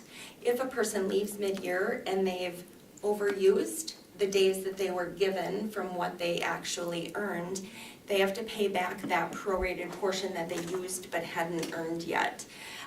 That language is not as clear as it could or should be in my mind, and it causes confusion for employees, and we want to make sure that we clear that up for them so that they understand that that proration will happen for anybody who leaves mid-year based on the days that they actually worked. Emergency school closure, we already updated this area, I believe, last year. However, we missed a piece. There's some references to days and hours in the DPI calendar requirements, and those have actually been updated to be instructional minutes. And so we're just updating the language to reflect the way DPI currently looks at that. And then the very last change, which will be new language, but it's essentially a clarification. There's some very old language at the very end of the handbook that refers to the PR&L committee that once upon a day I believe was in existence here in Wausau. However, because the board format is currently a committee of the whole followed by the regular meeting at the next cycle, we need to update this reference to indicate that these are being brought to the Board of Education for review and then ultimately for approval. That is the process that is used. So again, as you can see, they're incredibly minor clarifications. There's not really anything of substance in my mind that's changing or impacting staff in these clarifications. I'm seeking a motion to recommend to the full board to move approval of the recommended changes to the employee handbook for the 2023-24 school year. So moved. Second. Questions? With that, all in favor? Aye. Opposed? Motion carries. Thank you very much. And at this point in time, you're going to stay right there. We'll share, Ms. Gundrum will share information regarding employee group turnover data spanning the past 8 school years, recent exit interview summary data, and some additional related information. No action is being requested on this item. Go ahead. So one of the things you'll notice is actually I freshened this presentation actually just this afternoon. There were a couple of pieces of information that we didn't have finalized with regard to how it was coming together for a presentation, and that actually happened over the weekend, particularly on Sunday. And so once those revisions were added in today, I did go ahead and reload this. So there's one change I'll point out and 2 new slides that I'll also point out that were intended, but I didn't want to hold up getting you the bulk of the presentation when I loaded the initial information on Thursday. So to get us started, turnover obviously is a significant focus area for every organization in the entire world. Whether we're private sector or public sector, it's a concern.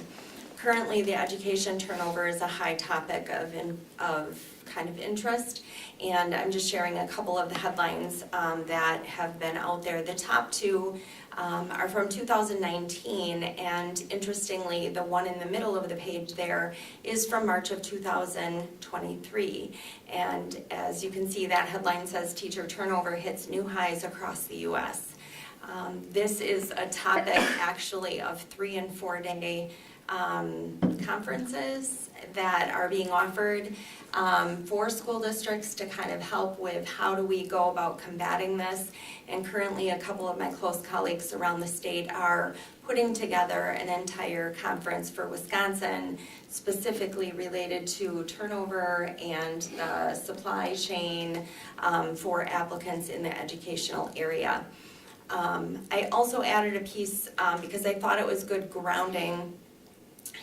This was one resource, I found several, that referred to the current typical average turnover rates of 8% for people leaving the profession every year. That's somebody who leaves teaching to go into some other industry, not just switching districts as an example.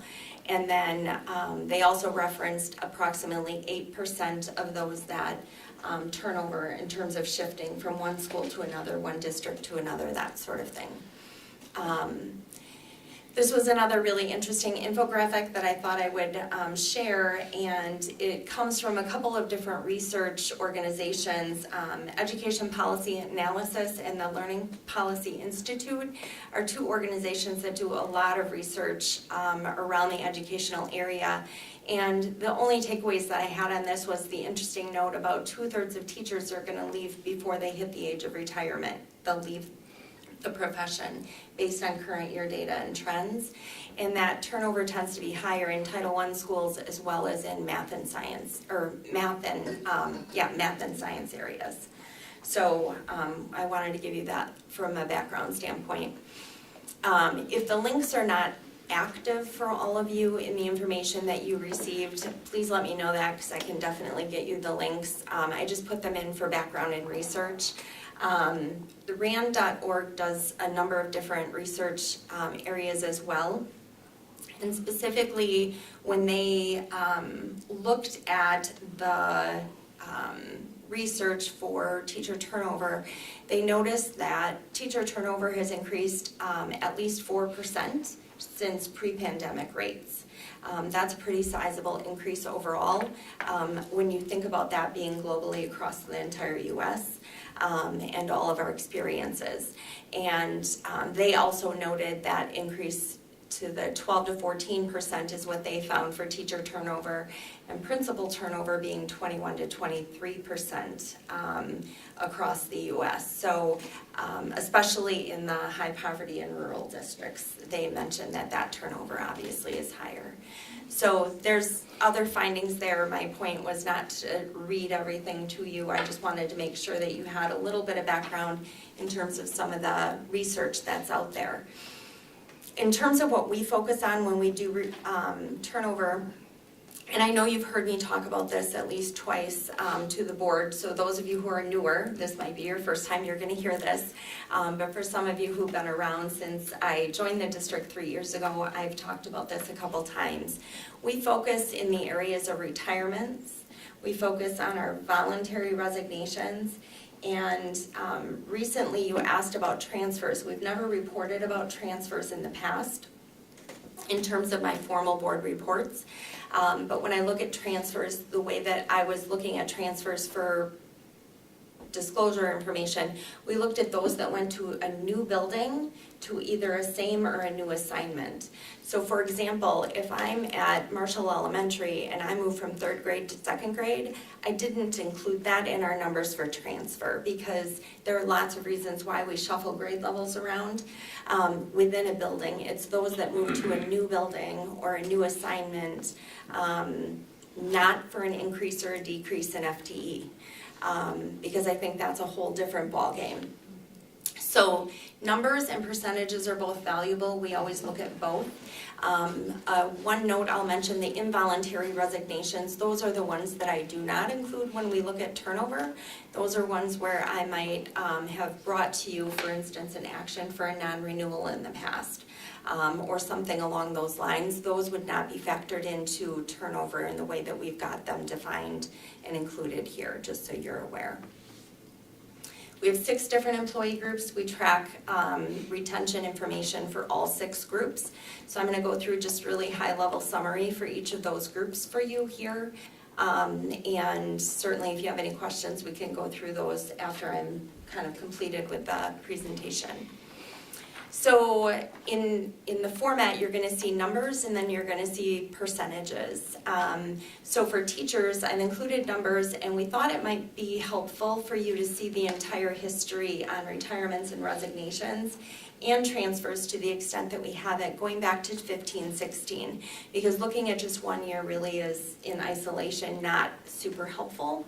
I think it's important for us to look at the entire continuity of it. One note that I would point out is we saw a pretty significant dip in retirements during the pandemic, as you can see there. Only having 12 retirees for the 2021 school year was significantly lower than typical.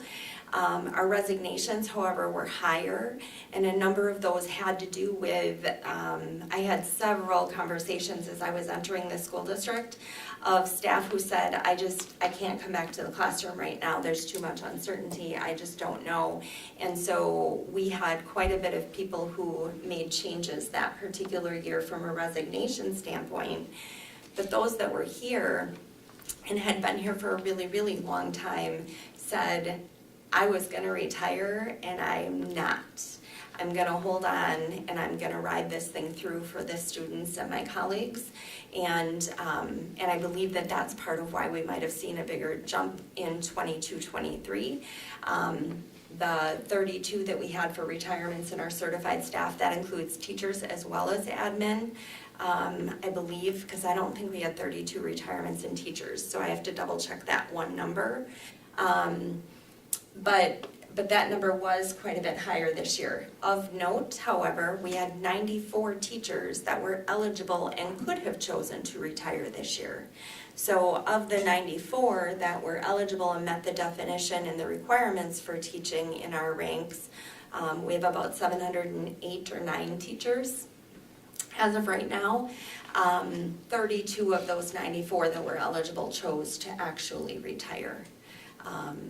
And by eligible, I mean they're age 55 minimally and have at least the minimum number of years of experience needed to do retirement. This graph, I think, is probably the one that's most helpful for all of the groups. The bar graph kind of illustrates retirements are in blue, resignations are in orange, and the transfers are in gray. Again, I mentioned we were missing a few pieces of data. One of the things that we're gonna miss, oh, Cassie, my new slides aren't in what you have displayed, I bet.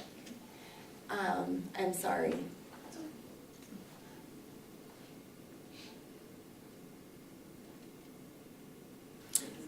Yeah, that's the one, thank you. While she gets that up, I can speak to the other piece. For whatever reason, and we're not quite sure why, the transfer data is not included in our historical data for our teacher. We have like one document where we track information. We're missing transfers for 18-19, and we're missing transfers for 2021, 21, 22. While we can go back and recreate that data, it's going to be significantly time consuming because we process largely a couple hundred changes, new and other kinds of things that happen. And we'll have to go back and reconstruct that.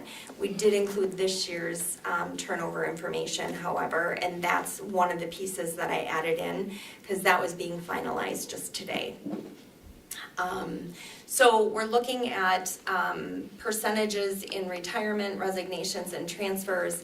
One of the things that I had as a takeaway as I looked at this information is we haven't had what I would consider to be substantive changes overall on these averages when you look at it over the long haul. I think there's always some nuances each year. As you can see, we have spikes for higher retirements versus higher resignations on one year versus another. But overall, it's been somewhat consistent overall. The next two slides are the new slides that I inserted, and I am going to just first say, I know this is hard to read. So I'll start there. So I started with just having the bar graph, and the problem with the bar graph was it wasn't as clear, and I knew that there were some questions with regard to detailed numbers by building, and so we wanted to make sure that we could include that, and so some of that is what, when we were trying to figure out how we would get all of that included, that's what you're looking at there. So overall, I would say, I think we see variation by building year by year. We have highs in some buildings one year and lows in that same building another year, and so it fluctuates over time. I don't know that there's anything significantly surprising by any of the information that's included here. I didn't see any sizable spikes that would be alarming. One of the things that I would let you know is we do review this data every single year, and we're following this pretty frequently. If we notice that there is an uptick, not a sizable bump, that would be maybe even a more alarming thing, but but a sizable uptick, we begin conversations with that principal. Administratively at LET, we start talking about what we're seeing in terms of patterns. We're really digging into exit interview data. I will say exit interviews have not been done consistently prior to the last couple of years. So those were instituted during my first year here, I believe was the first year we did them. But the last 2 years, for sure this past year is the strongest validity of those surveys because we integrated that survey process into our very clear exit process for all staff as they leave the district. And it's an automatic process that's given to them. So, so that would be information to be aware of. So this page is the retirement history information. This next page is the resignation history by building. And again, you see some spikes, some differences. One of the things that I thought was very, very interesting here was you'll see in the building list on the left, there's a building that I called multi. And no, we do not have a new building called multi that you don't know about. But what multi is, I was struggling because we have a number of staff, particularly at the elementaries, that are split between 2 and, in a few rare cases, 3 buildings. Our elementary encore fall into there.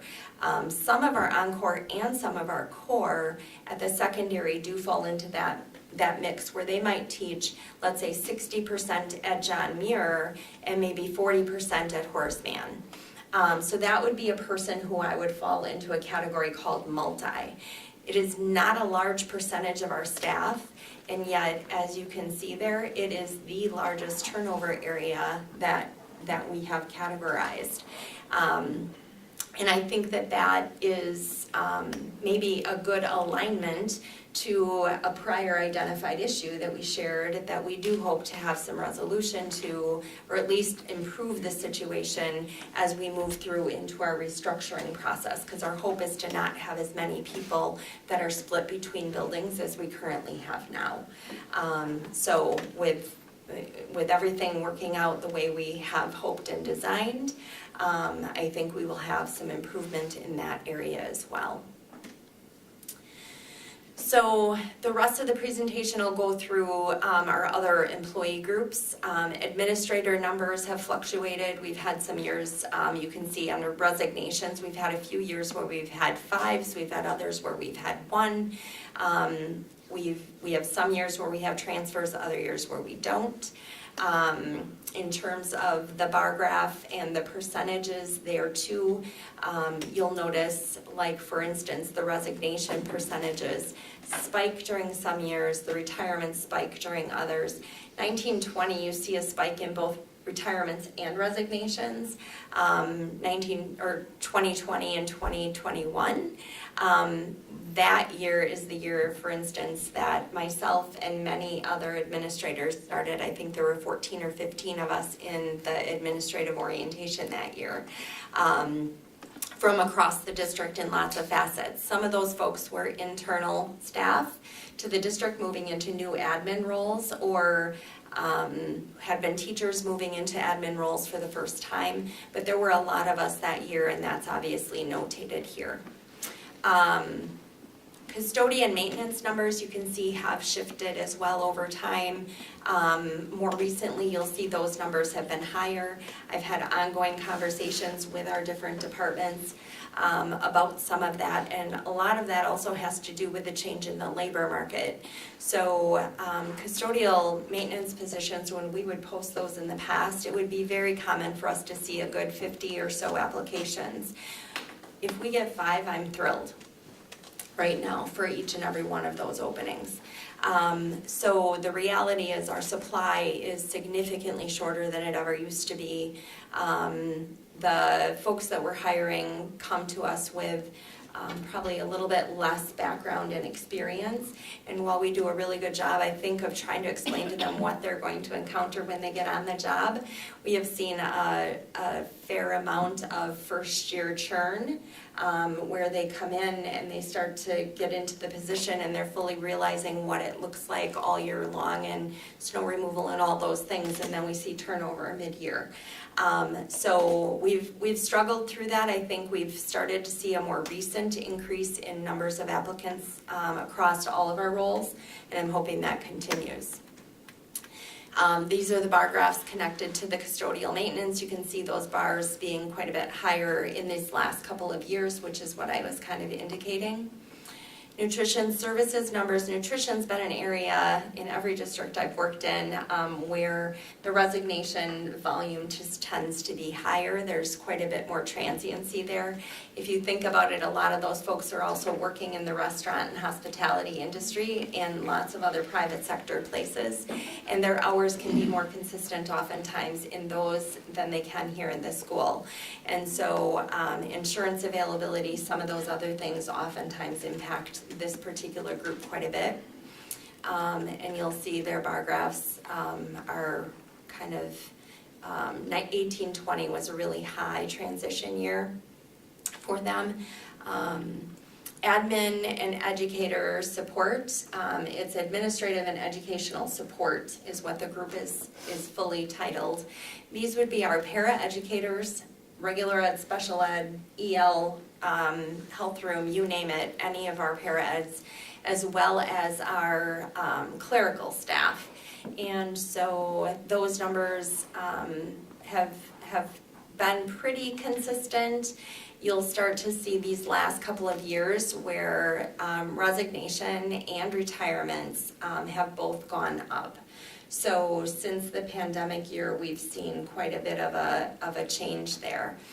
Part of this also has to do with supply. We've had positions of paraeducators that we've had posted all year long that never filled.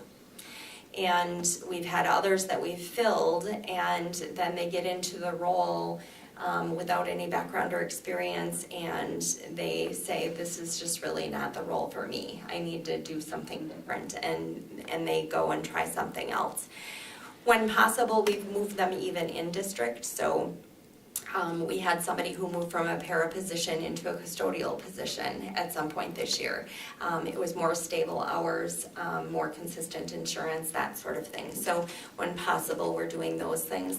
We're also looking at combining part-time positions, which is a strategy that we used to have to kind of contain costs. And now we're using the reverse of that as a strategy to try to obtain and retain staff members. So that's a new change in kind of how we approach some things. Municipal numbers are significantly smaller. The group is significantly smaller. These are folks like our supervisors in the district. Our bridge room coordinators fall into this area. Our nurses fall into this area. Administrative support that have like degree requirements. Particularly, you'll find them in finance, technology, human resources. That's this group, and they're much more unique positions. Oftentimes there's only one of them or a very small number that do their role. So these numbers are a little more subjective because it's where they're at in their current kind of assignment. We have seen more changes in that group in the last couple of years. In all of those cases, there wasn't anything unusual that jumped out. A couple of people moved to other positions looking for higher pay. Some of those folks came back to us actually because then they realized in their other job, like, this isn't exactly what I wanted, and they called back to the district to say, do you have anything else? I'd like to come back. So we have conversations in those cases of, are you sure? Because you left for a reason, I just want to make sure. And they've been pretty excited to be able to return. So where you see a couple of these, there are people that have left and come back within a year or two. Our weekend applicant data is another piece of data that I've shared with you in the past, looking at how many applicants we get and how many positions, or applicants per position. Our applicants per position are up slightly. Our overall applications are down. How does that happen? Well, it happens because some of our postings also combined.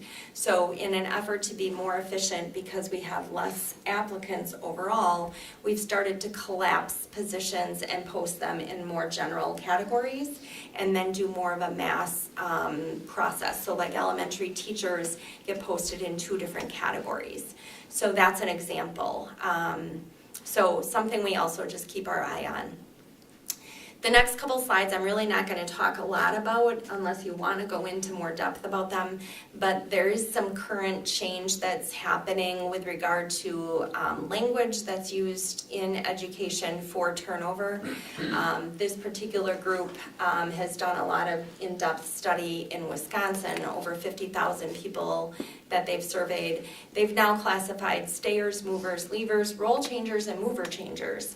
And so they're doing a lot of assessment on that. Again, I'm not going to spend much time on that, but they've broken down those almost 60,000 teachers that they've gone through to kind of come up with what they would say are 16% of people that are in those mover, leaver, changer kind of roles, and 84% generally of our teachers in Wisconsin are what they would call stayers. They're staying put in their district, in their positions. So more just background information. And this obviously shows, the blue line shows that declining supply that's pretty steady. The demand is up and down, and that varies based on resignations, retirements, and those sorts of things that we experience. I did have a link in there for exit interview data. Because I wasn't confident that the link was going to work, I did go ahead and also load the report as a secondary attachment for you. We do not need to go through all of that data, but I will just mention a couple of things that I wanted to bring to your attention on that one. I just have to catch my other piece up. When I look at the exit interview data overall, I had a couple of takeaways from that. Retirement and other category are the 2 that are tied for the #1 reason why people have, the top 2 reasons why people have left. They could pick up to 3 categories, so they might have picked retirement and other, and something else. But the data is coming from Qualtrics, so it's completely anonymous, and I have no way to put connections together between those pieces. The second 2 areas that are tied are salary and better opportunity. And then 2/3 of the people completing the survey reported being very satisfied or satisfied with their employment experience at Wausau School District. About 60% of the people who completed the survey indicate that they would recommend the district as a workplace. And about 2/3 of the staff completing the survey said that they would recommend the Wausau School District for education. Of the big concerns that came forward from staff in terms of areas that they would like to see changes on, and there's a number, and we do look at those on a more regular basis and make changes as we go. Training, support, and behavior were 3 concerns that came up pretty regularly in the survey results that are summarized here. They were some of the top reasons that people indicated that the district could put more effort into. It's interesting because all of those, have now been woven in to some of the things that we are looking at moving forward. So my last slide here is really about the future focus of our work.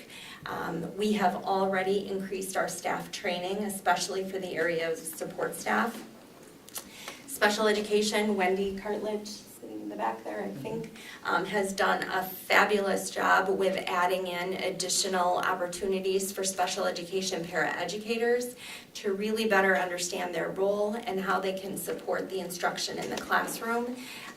She's been bringing in quite a few opportunities for them to plug in for extra pay for training as needed.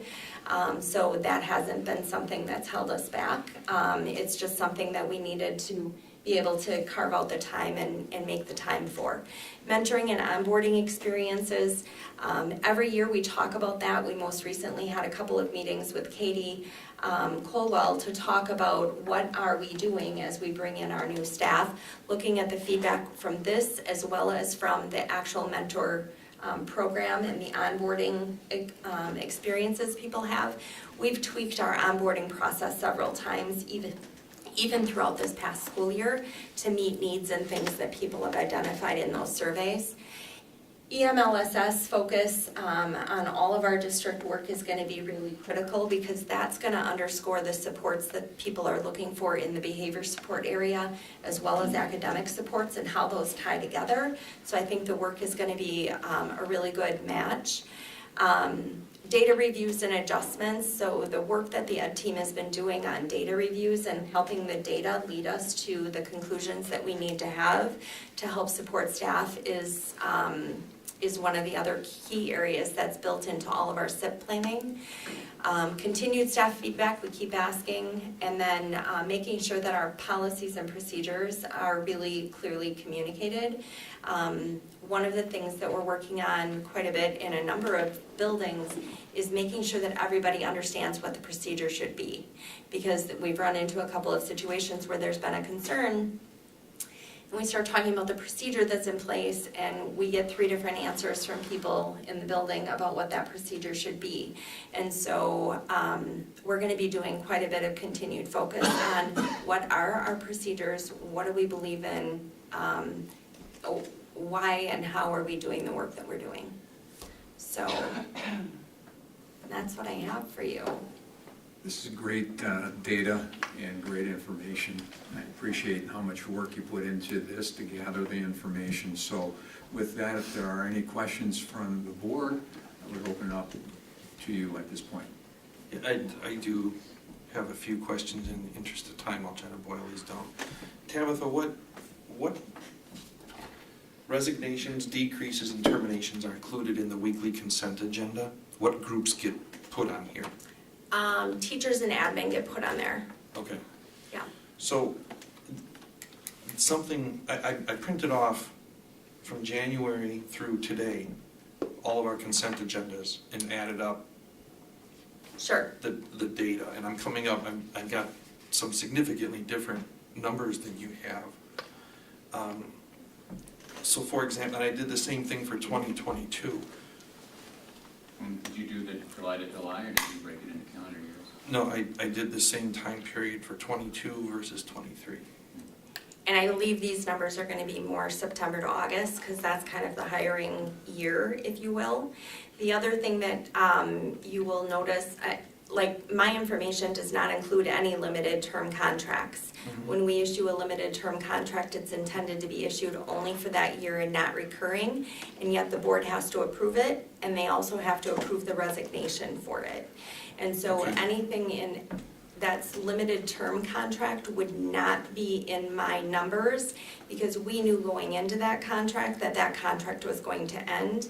So that would fall into essentially like an involuntary resignation. Sure. Because we didn't continue those, if that's helpful. Okay, no, that is, and so I think there's a handful of those that are in this year's. There's probably quite a few. We had a lot of LTCs this year. There was probably 8 or 10, I think, from what I had seen, but the numbers from 22, again, in these consent agendas were 37 total separations, and for 23, I counted 70. So if, unless there's something incorrect about the consent agendas, I'm just Well, counting names. Right, so the numbers on those tables, admin are separate from teachers, so I don't know if you split them out. You get them all in one big list. Yep. No, So I've are you got- talking only teacher For numbers? this year, in fact, I just counted because I saw you separated. I've got 55 teachers that actually separated, which is Sure. different than the number that you had. So, bottom line, Yeah.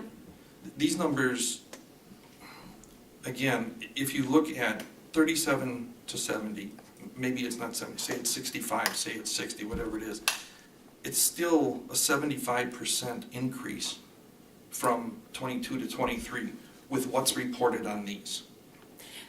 And again, I don't think the numbers that you have in your consent agenda, because there are significant volumes of LTC staff that we have in the district, I can sit with you separately if you want, Pat, and go through all of that information person by person if you like. Sure, I've got them all here. I can, Yep. I can send you that. It's just there's some noticeable differences from 22 to 23 amongst a few of the schools, and that's what I guess I'm most interested in. Yep, I'd be happy to sit down with you and try to go person by person through that if you'd like.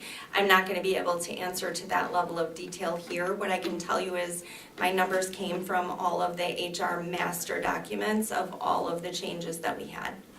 So there's been a significant increase though from like Wausau East, they had 1.5 in 2022 and there's 14 this year. Just teachers? Whatever's included in here. I think So- we have to reconcile the data and just Yeah, I think we need to look at the data in terms of which years they fall into. That could be part of it. And I guess I would like to look at more specifically each of those people, because again, we had a number of LTC contracts even just within Wausau East, but across the district. It's not uncommon for us to potentially see as many as 30 to 50 of those LTC contracts that come through. So I can pull those numbers too, but I think it would probably be best if you're interested in that I'll send you additional. exactly. We could sit down and go person by person, and then maybe we can report back to the board of that information. Sure, yeah. But I'm confident in the numbers that I shared in my report.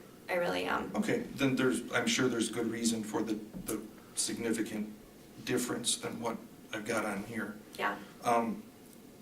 Other question, there was a staff survey sent this spring, like a pulse survey to all Yeah. staff, I believe. When are we gonna get the results from that? I know that was done by school. Yes, it was done by school. I don't know, we hadn't talked about that. We It just is got the a data- public record request for it, actually. My computer's dying, so I'm just shutting it. Is the data back and available? Yeah. Can it's you back. share it with the board? Certainly.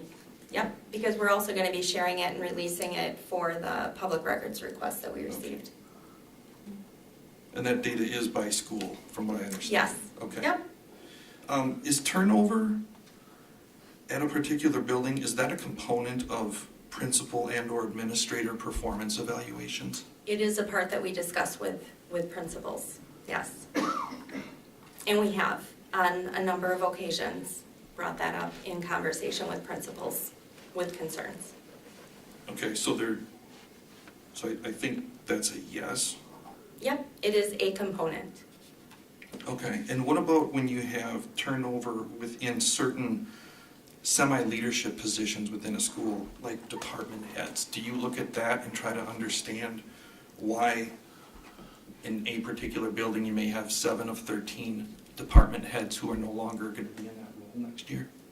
Yeah, actually, in the case that you're specifically asking about, Pat, we knew about that coming before it even happened. So yes, we're always having that conversation.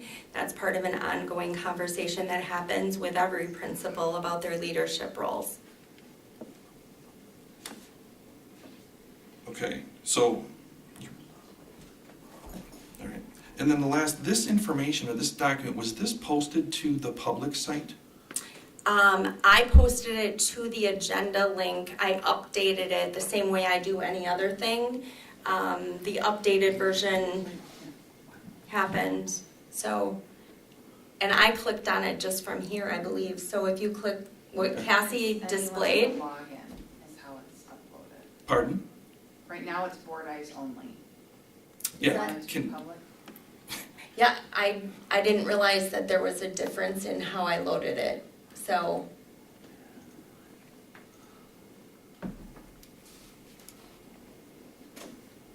There was no intention to not have that. I thought it was loaded to everybody already last Thursday, so.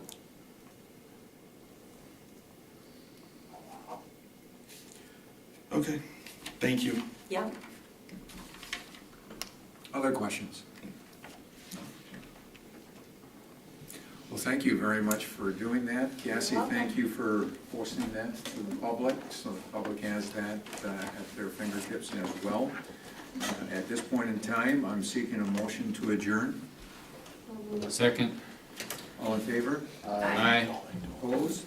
Motion carries. Do we need a break, or do we need, can we keep on Take a going? break when we go to close, right? Yeah, we can do that. Yeah. So let's get this going. I'm calling a special meeting to order for Monday, June 26, 2023. Second agenda item, approved consent agenda, appointments, separations, leaves of absence, retirements. I'm seeking a motion to approve the consent agenda. So moved. Any questions? All in favor? Aye. Opposed? Motion carries. Agenda item number 3, resolution authorization of the loan of $19,810,000. Administration recommends the attached resolution authorizing a loan of $19,810,000 from the Board of Commissioners of Public Lands, BCPL, for capital improvements associated with the 2022 referendum. The BCPL is an agency of the state of Wisconsin administering the state trust fund loan program. In the last 5 years, over $1.8 million of financial support for Wausau School District libraries came through the Common School Fund via the Board of Commissioners of Public Lands. I am seeking a motion to authorize a state trust fund loan from the Board of Commissioners of Public Lands in the amount of $19,810,000 to fund the capital improvements approved by the April 2022 referendum through the approval of the presented resolution labeled as Exhibit 1. So moved. Any follow-up questions? If not, we need a roll call for this. Pat McKee, Yes. Cody Nicolai, Yes. Jennifer Paoli, Joanna Reyes, Corey Sellers, Yes. Lance Trollope, Yes. Karen Vandenberg, Yes. Jim Boucher. Yes. Motion carried. Agenda item number 4, various wage and salary increases.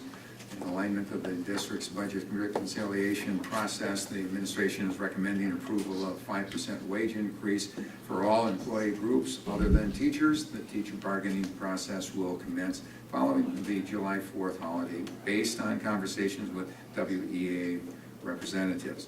I'm seeking a motion to move approval of a 5% salary increase for all employee groups other than teachers. Second. Any questions? All in favor? Aye. Opposed? Abstain. Motion carries with 1 abstention. Request for closed session pursuant to state statutes. Consider the adjournment to closed session pursuant to Wisconsin State Statutes 19.85, 1CF and G, to consider employment of a public employee, to discuss personal histories of specific individuals where discussion may have a substantial adverse effect upon the reputation of the individual, and to confer with legal counsel for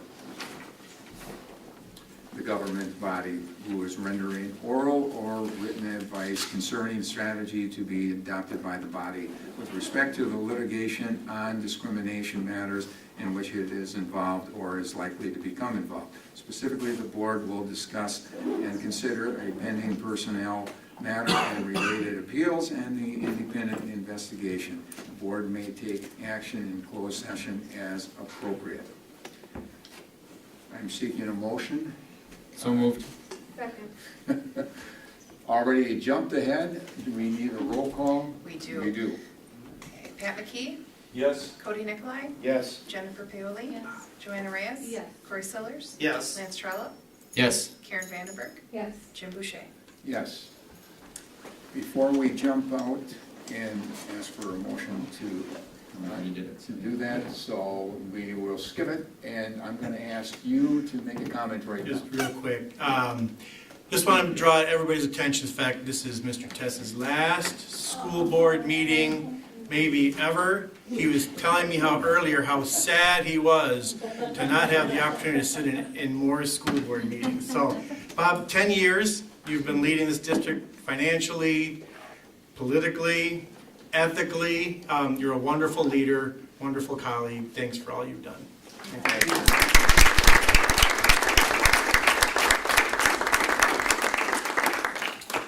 Any comments back? Yeah, I need signatures from everybody.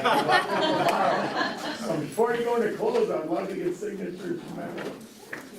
Do that. Thank you. Appreciate that. Enjoy your retirement. Thank you. Wow, thank you. So did you with this? Probably. You two? On Friday, Saturday.